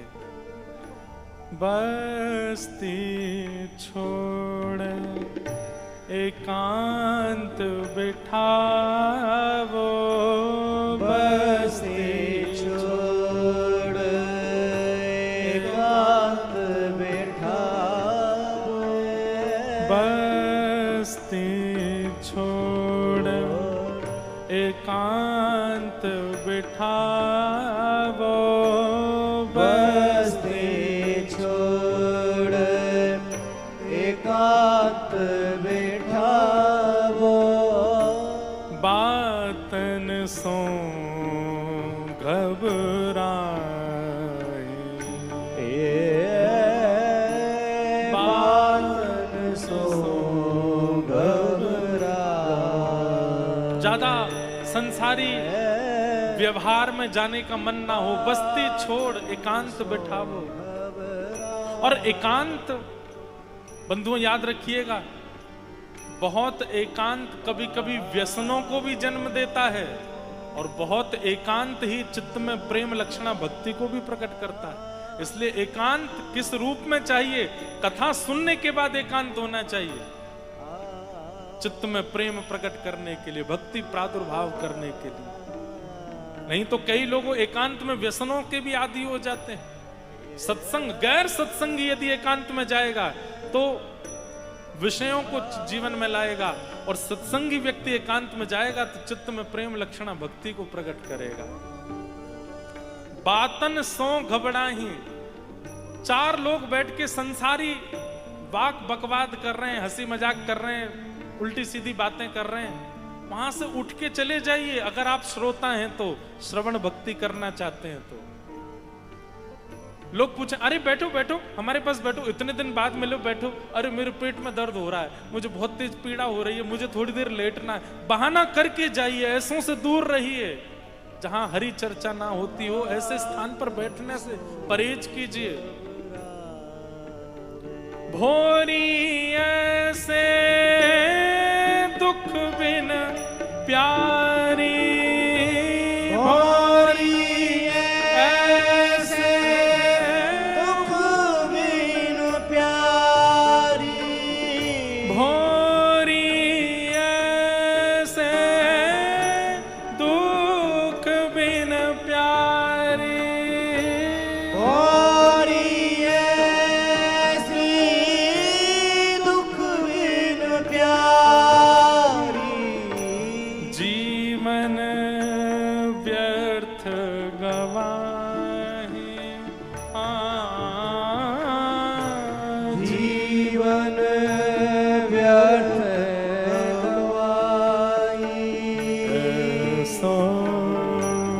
दुख दीजो ये माई। ऐसो दुख दीजो ये माई। ऐसो दुख दीजो ये माई। ऐसो दुख दीजो ये माही। श्रवण भक्ति का परहेज पहला, किसी की उपेक्षा नहीं और किसी से अपेक्षा नहीं। और दूसरा मौन। यदि आप मौन रहते हैं तो श्रवण भक्ति फलीभूत होगी। और कहीं मौन का आपका नियम नहीं है तो कथा में तो आप बोल नहीं सकते। यहां तो आप व्यवस्था से मौन हैं। वैसे तो अगर देखा जाए तो कितनों के जीवन में क्या क्या उथल पुथल चल रही होगी बोलने की, लेकिन यहां व्यवस्था ऐसी है कि आप बोल नहीं सकते। इसके बाद भी थोड़ी देर मौन रह के मनन, ये श्रवण भक्ति का परहेज है। और तीसरा, निरपेक्षम मुनिम शांतम। आप कहोगे मौन और शांत तो एक ही बात है। देखिए, मौन में मुख नहीं बोलता पर मन बोलता है। मौन में मुख नहीं बोलता पर बुद्धि बोलती है। मौन में मुख नहीं बोलता पर भीतर बहुत वार्ताएं प्रकट होती हैं। पर एक स्थिति ऐसी आ जाए कि अब भीतर भी कुछ नहीं प्रकट होता है, शांत है। अब ज्यादा, जैसे कई लोग होते हैं ना, ये डिप्रेशन का कारण है। बोलते नहीं है लेकिन मन में सोचते हैं। सोचते सोचते सोचते सोचते सोचते सोचते इतना सोच कर लेते हैं कि डिप्रेशन, एंजाइटी और ना जाने कितनी सारी फिर बीमारियां आ जाती हैं। मन ही मन में पहाड़ बना लेते हैं बहुत सारे। वह ना होना, उसको शांत कहते हैं, शांतम।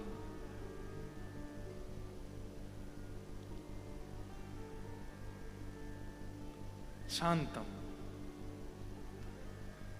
ये श्रवण भक्ति से, बहुत ध्यान से सुनिएगा, श्रवण भक्ति से, सत्संग से, कथा से ये परहेज मिलते भी हैं।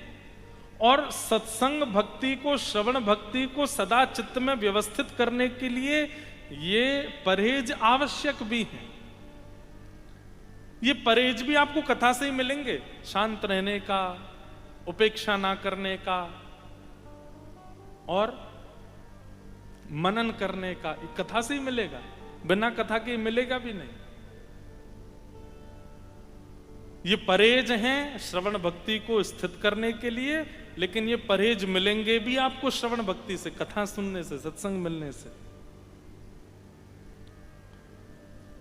निर्वैरम, किसी से बैर ना करना।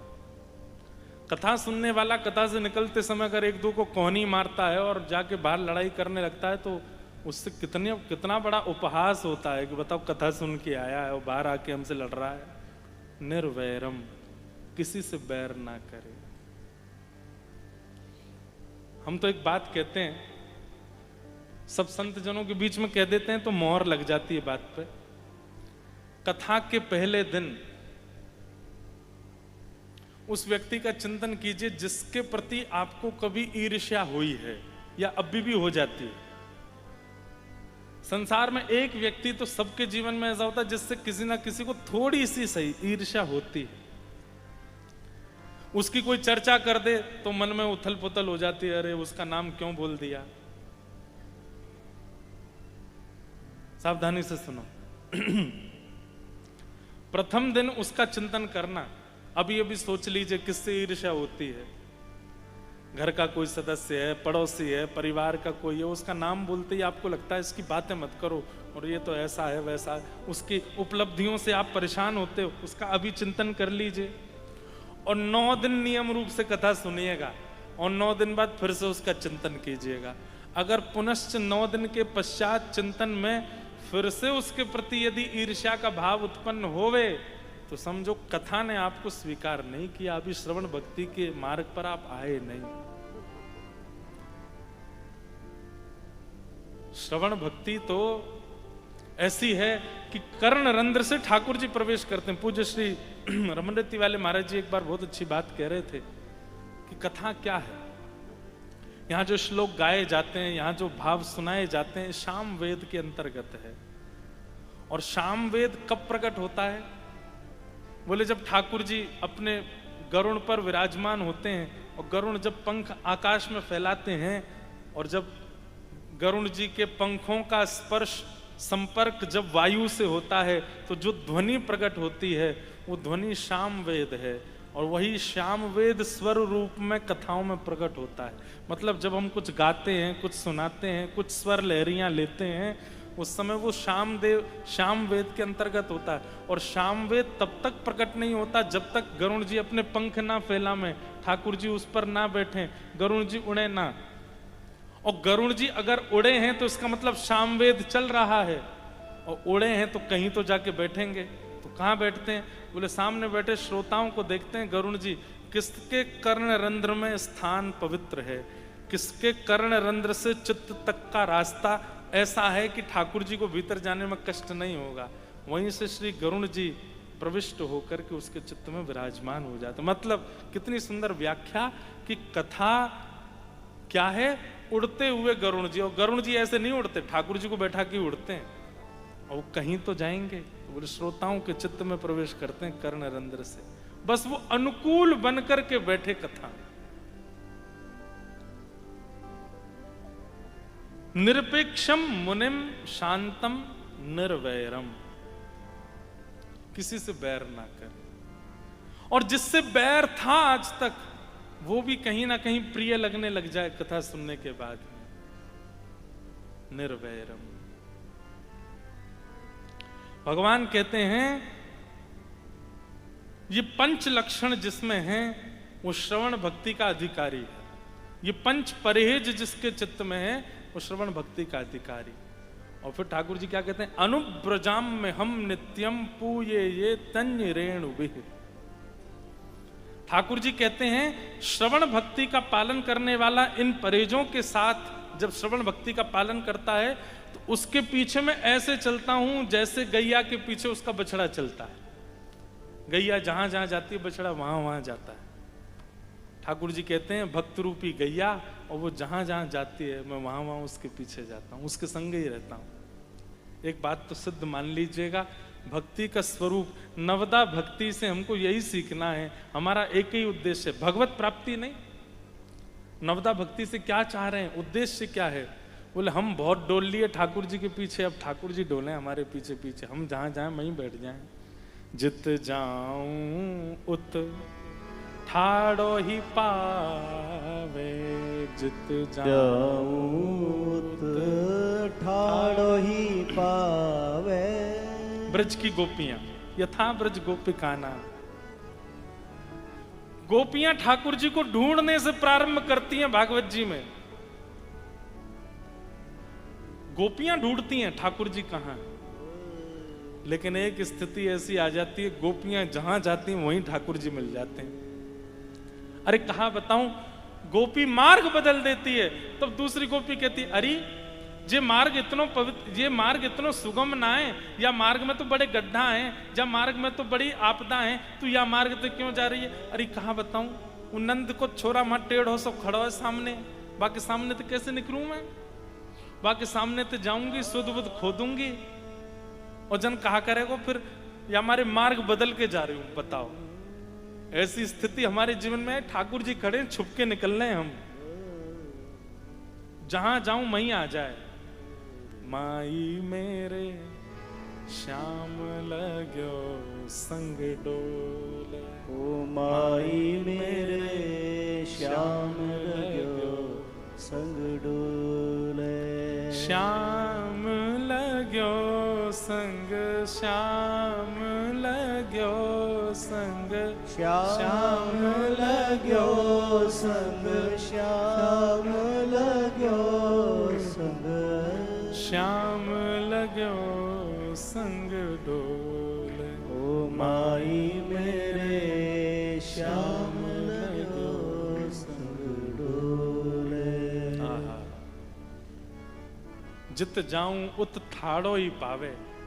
पहले तो ही खड़े हैं ठाकुर जी वहां पर।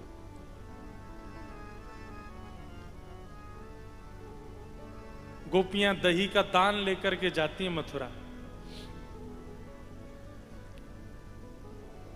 दही लेके जाती हैं बेचने के लिए प्राचीन भारत में। और ठाकुर जी के समय पे ब्रजवासियों पे और कोई काम नहीं है। गौरस निकालती हैं, उसको फिर दही बनाती हैं, छाछ बनाती हैं, मक्खन बनाती हैं, उसको बेचने जाती हैं। ठाकुर जी मार्ग में ही खड़े हो जाते हैं और मार्ग में आकर के एक नाकाबंदी जैसी बना देते हैं, जैसे टोल गेट होते हैं टोल टैक्स वाले। ऐसे ठाकुर जी एक डाल ऐसी झुका करके पल्ली तरफ मधुमंगल खड़े हो जाए पकड़ के। गोपीन से कहें कहां जा रही हो? बोले मथुरा जा रही है, दिखना रो बेक बेक का जे दही। ठाकुर जी बोले भैया दान दे के जाओ और निकल जाओ, या मार्ग को कर दो, टैक्स दो। गोपी कहें तुम्हारे पिताजी को मार गए जी। ठाकुर जी कहें नंद बाबा उनते पहले मेरे पर बाबा, उनते पहले मेरे पर बाबा, उन नहीं चल चल के पगडंडी ते ये मार्ग बनायो, या हमारे मेरो अधिकार है या को कर लेवे को। मेरे घर के मार्ग पे जा रही हो, मेरे घर के द्वारा बनाए गए मार्ग पे चल रही हो, कर तो देना पड़ेगा।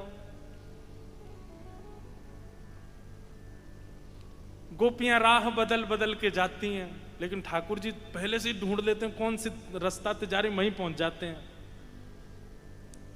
और फिर ठाकुर जी मांगे दही को दान। ठाकुर जी दान मांगे। हमारे नाना जी सुनाते थे एक पद चंद्रावली का, नंद लाडले ने घेर लई, नंद लाल ने घेर लई। सखी बता रही है दूसरी सखी को, अरे तो को विलंब कैसे है गो? बोले नंद लाडले ने घेर लई, नंद लाल ने घेर काय को? बोले दान मांगे दही को। तो दूसरी सखी के एरी इतनी सबरी सखी जामे वा मार्ग ते दही बेकवे के काजे, तो ये काय को घेरे लाला? बोले मैंने भी बात यही पूछी, पीछे वो सखी आ रही है, आगे वो गोपी गई है लाला, तेने उनते तो कछु ना की, तुम वो ये काय को घेर ले? ठाकुर जी उत्तर दे रहे हैं, अगली को पत्रो, ब्रजभाषा समझ रहे हैं?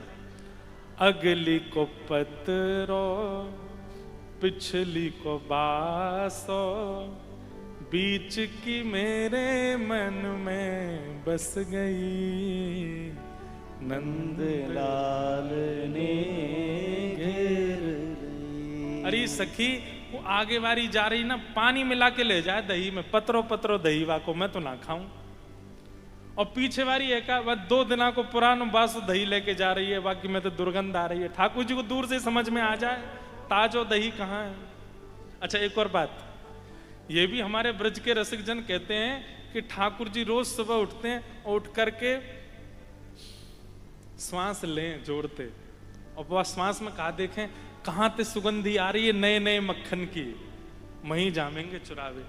बासों कुसो मक्खन ना चुराम, यही हमारे तो नवनीत प्रिय हैं, नयो नयो मक्खन चाहिए ठाकुर जी को। इसका मतलब क्या है, इसका अभिप्राय क्या है? रोज की चली आ रही है वही नियम है, सवेरे इतने बजे उठाए दो, यहाँ तिलक लगानो, ये से चंदन लगानो, कोई परिवर्तन नहीं, सेवा में कोई नवीनता नहीं, कोई नवीन भाव नहीं, वो जैसे करते आए बस उठा के धर दिए, आरती कर दी, अगरबत्ती जला दी, चले गए। ठाकुर जी कहें कछु नयो तो करे ही ना है, कछु नवनीत तो देवे ही ना है, कहा करूं या क्या? तो वहां से ठाकुर जी चले ही जाते हैं, प्रतिमा रहती है बस वहां पे।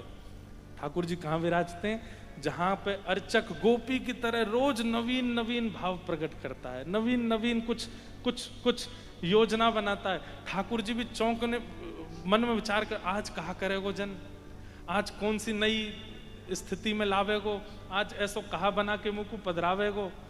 नवीनता ठाकुर जी को प्रिय है, नयो नयो प्रिय है। अगली को पत्रो पिछली को बासो, बीच की मेरे मन में बस गई, नंद लाल ने अरे सखी फिर तेने कहा कियो? बोले मैंने कहा कियो लाला चतुर मने मैं बातें बड़ी चतुर। मैंने कि लाला तेरे हाथन में गोबर लग रहा है, तेरे हाथन में मिट्टी लग रही है, तू या इन हाथन में कैसे दही लेवेगो? कछु पात्र लेके आयो घर ते? ठाकुर जी के ना पात्र तो नहीं लायो। पात्र लेके आ, पात्र की व्यवस्था कर।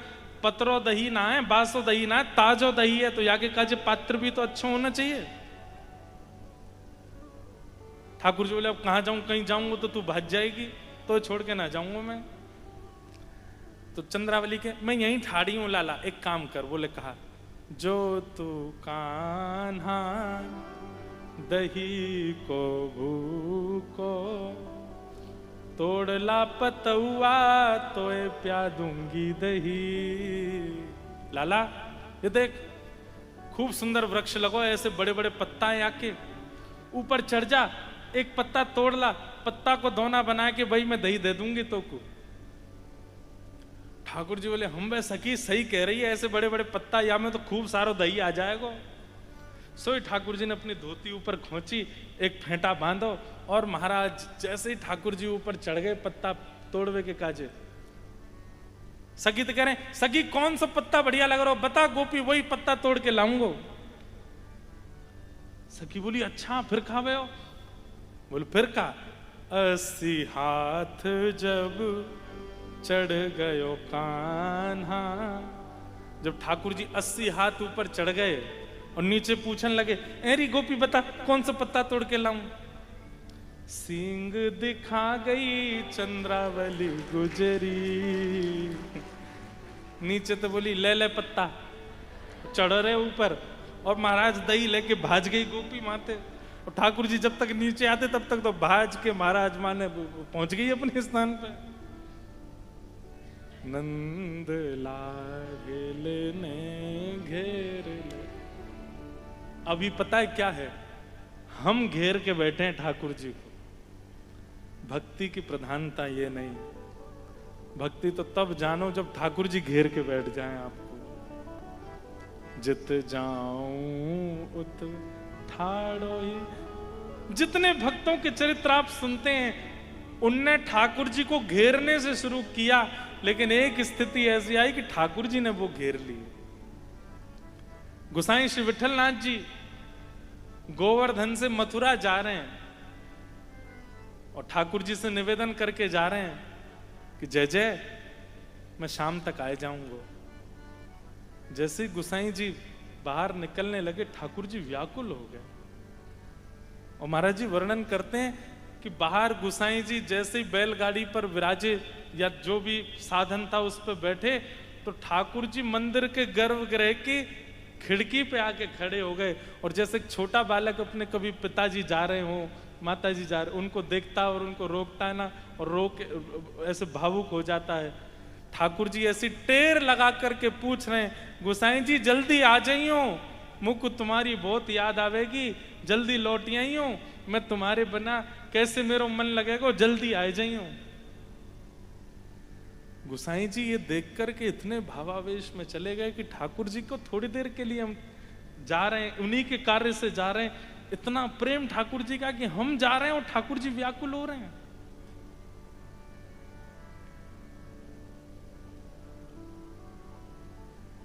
ऐसी व्याकुलता जैसी पहले तो हमारे चित्त में आवे, हम में ही नहीं है व्याकुलता, और वो व्याकुलता जब हमारे चित्त में आवेगी तब ठाकुर जी को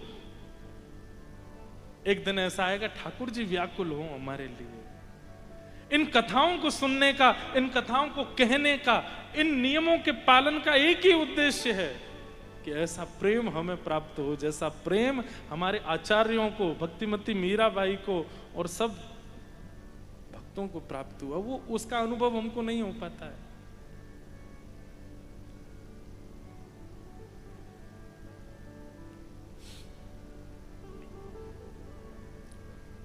ऐसा प्रेम प्राप्त हो। तो नवदा भक्ति का यही नियम लेकर के आपको जाना कि इन 9 दिनों के भाव से आपके चित्त में ऐसा प्रेम प्रकट हो। तो श्रवण भक्ति के आचार्य श्री सुखदेव जी महाराज, परीक्षित जी महाराज, श्रवण भक्ति के ठाकुर महाप्रभु श्री जगन्नाथ जी। श्रवण भक्ति का परहेज अब बताए तो हमने 5 हैं, पर इनमें 2 प्रधान रूप से हैं। पहला मनन और दूसरा मौन। ये 2 ये श्रवण भक्ति के परहेज हैं। इनका आप पालन करो। आप परहेज करना प्रारंभ कर दो, परहेज से भी कई बार बिना औषधि लिए भी बीमारी चली जाती है। आप परहेज करना, मनन मौन शुरू कर दो, अपने आप भक्ति जीवन में प्रकट होने लग जाएगी। ऐसी नवदा भक्ति के प्रथम। अच्छा, कलयुग में श्रवण भक्ति किसके चित्त में है? अब ऐसे तो बहुत नाम आ जाते हैं, बहुत नाम हैं, परंतु कहीं ना कहीं लगता है कि जब ये वाला श्लोक बोलते हैं ना, पूये तन्य रेणु भी, ठाकुर जी कहते हैं कि जो इन 5 नियमों में है, मैं उसकी चरण रेणु अपने सिर पर लगाता हूं। तो ठाकुर जी रेणु धारण तो केवल गौ माता की करते हैं, और गाय में सबरे लक्षण है। गाय मनन भी करती है, गाय मौन भी रहती है, गाय उपेक्षा भी नहीं करती, गाय अपेक्षा भी नहीं रखती, किसी से बैर नहीं रखती और शांत रहती है। ये 5 लक्षण गाय में है, गौ माता ही है। हम में से तो कोई नहीं है जिसमें ये 5 लक्षण हो। इसलिए कलयुग में गौ माता है जिसके अंदर श्रवण भक्ति है। हमने महाराज जी अनुभव किया, इसलिए बोल रहे हैं। अपने जीवन के उस काल में जब कथाएं नहीं होती थी, प्रारंभिक समय में, तब हमने बहुत लंबे समय तक गैया को ही कथा सुनाई है। अपने वृंदावन में गौशाला में रोज जाते, तो वो भी नाना जी की आज्ञा थी।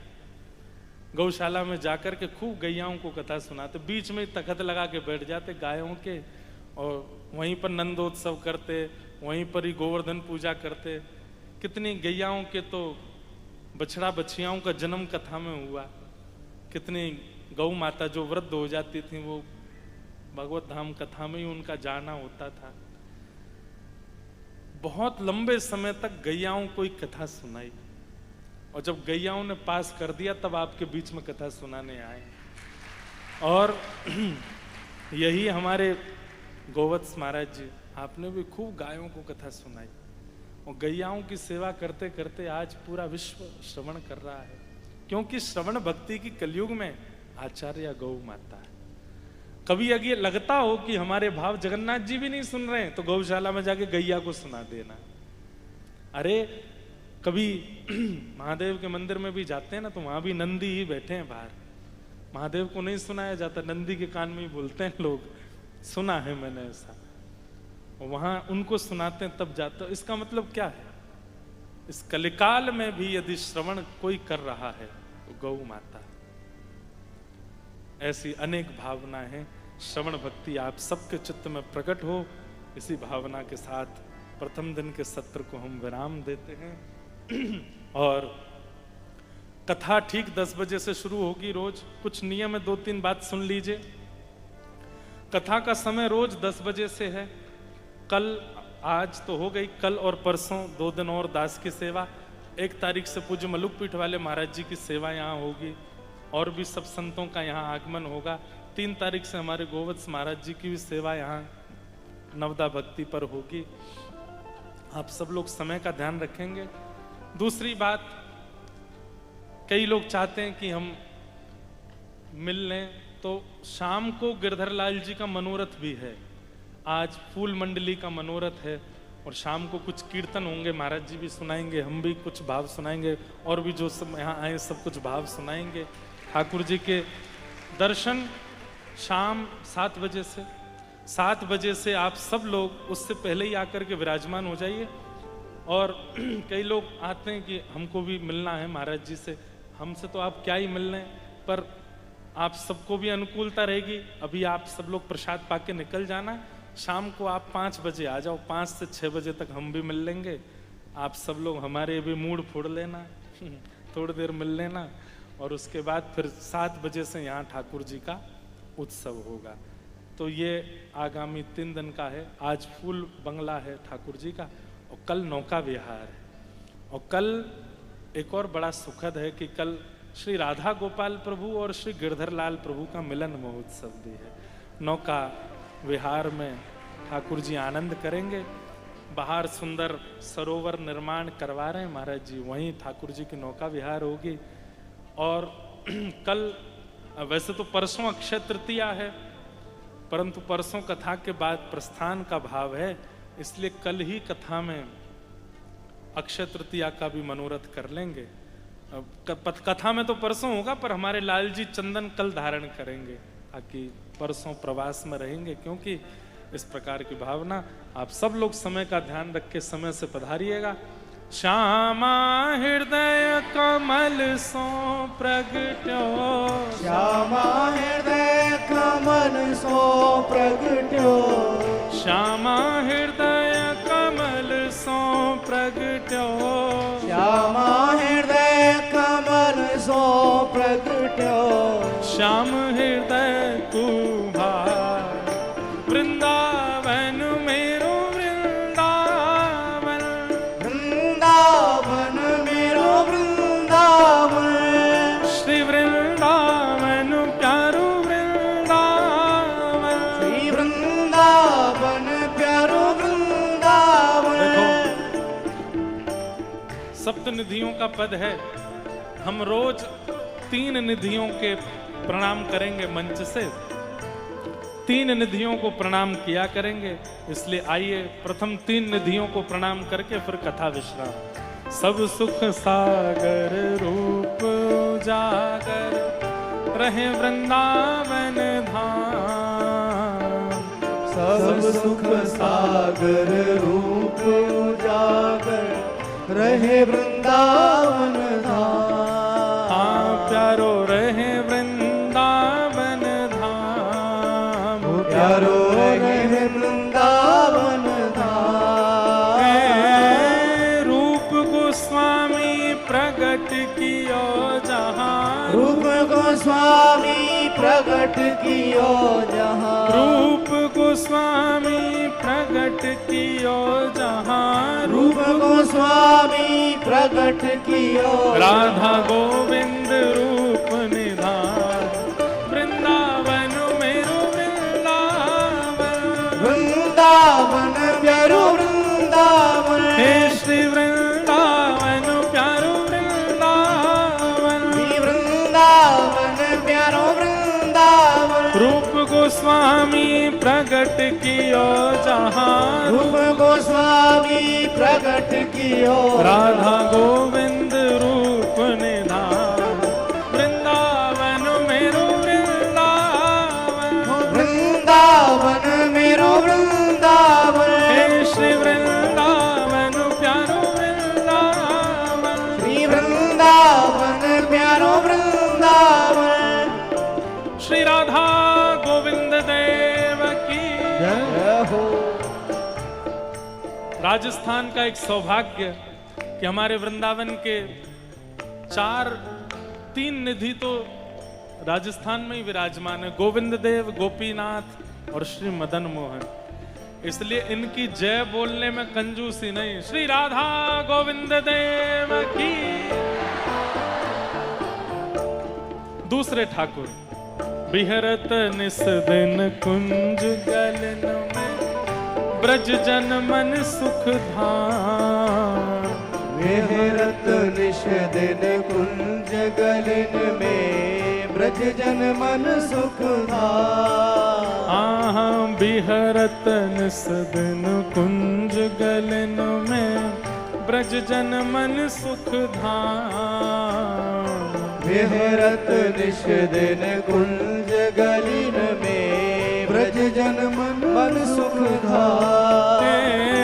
मदन मोहन को रूप निरख के, मदन मोहन को रूप निरख के, श्री मदन मोहन को रूप निरख के, मदन मोहन को रूप निरख के, सनातन बल बल जा, वृंदावन मेरो वृंदावन, वृंदावन प्यारो वृंदावन, श्री वृंदावन प्यारो वृंदावन, श्री वृंदावन प्यारो वृंदावन। मदन मोहन को रूप निरख के, मदन मोहन को रूप निरख हे के, सनातन बल बल जा, वृंदावन मेरो वृंदावन,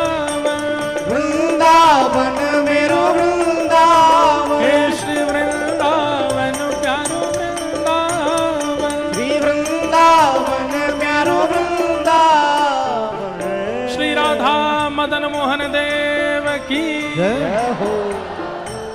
गोपी ग्वाल सब ही और धारे प्यारो गोपीनाथ। गोपी ग्वाल सब ही और धारे प्यारो गोपीनाथ। प्यारो प्यारो गोपीनाथ। प्यारो प्यारो गोपीनाथ। ओ मन भावन गोपीनाथ।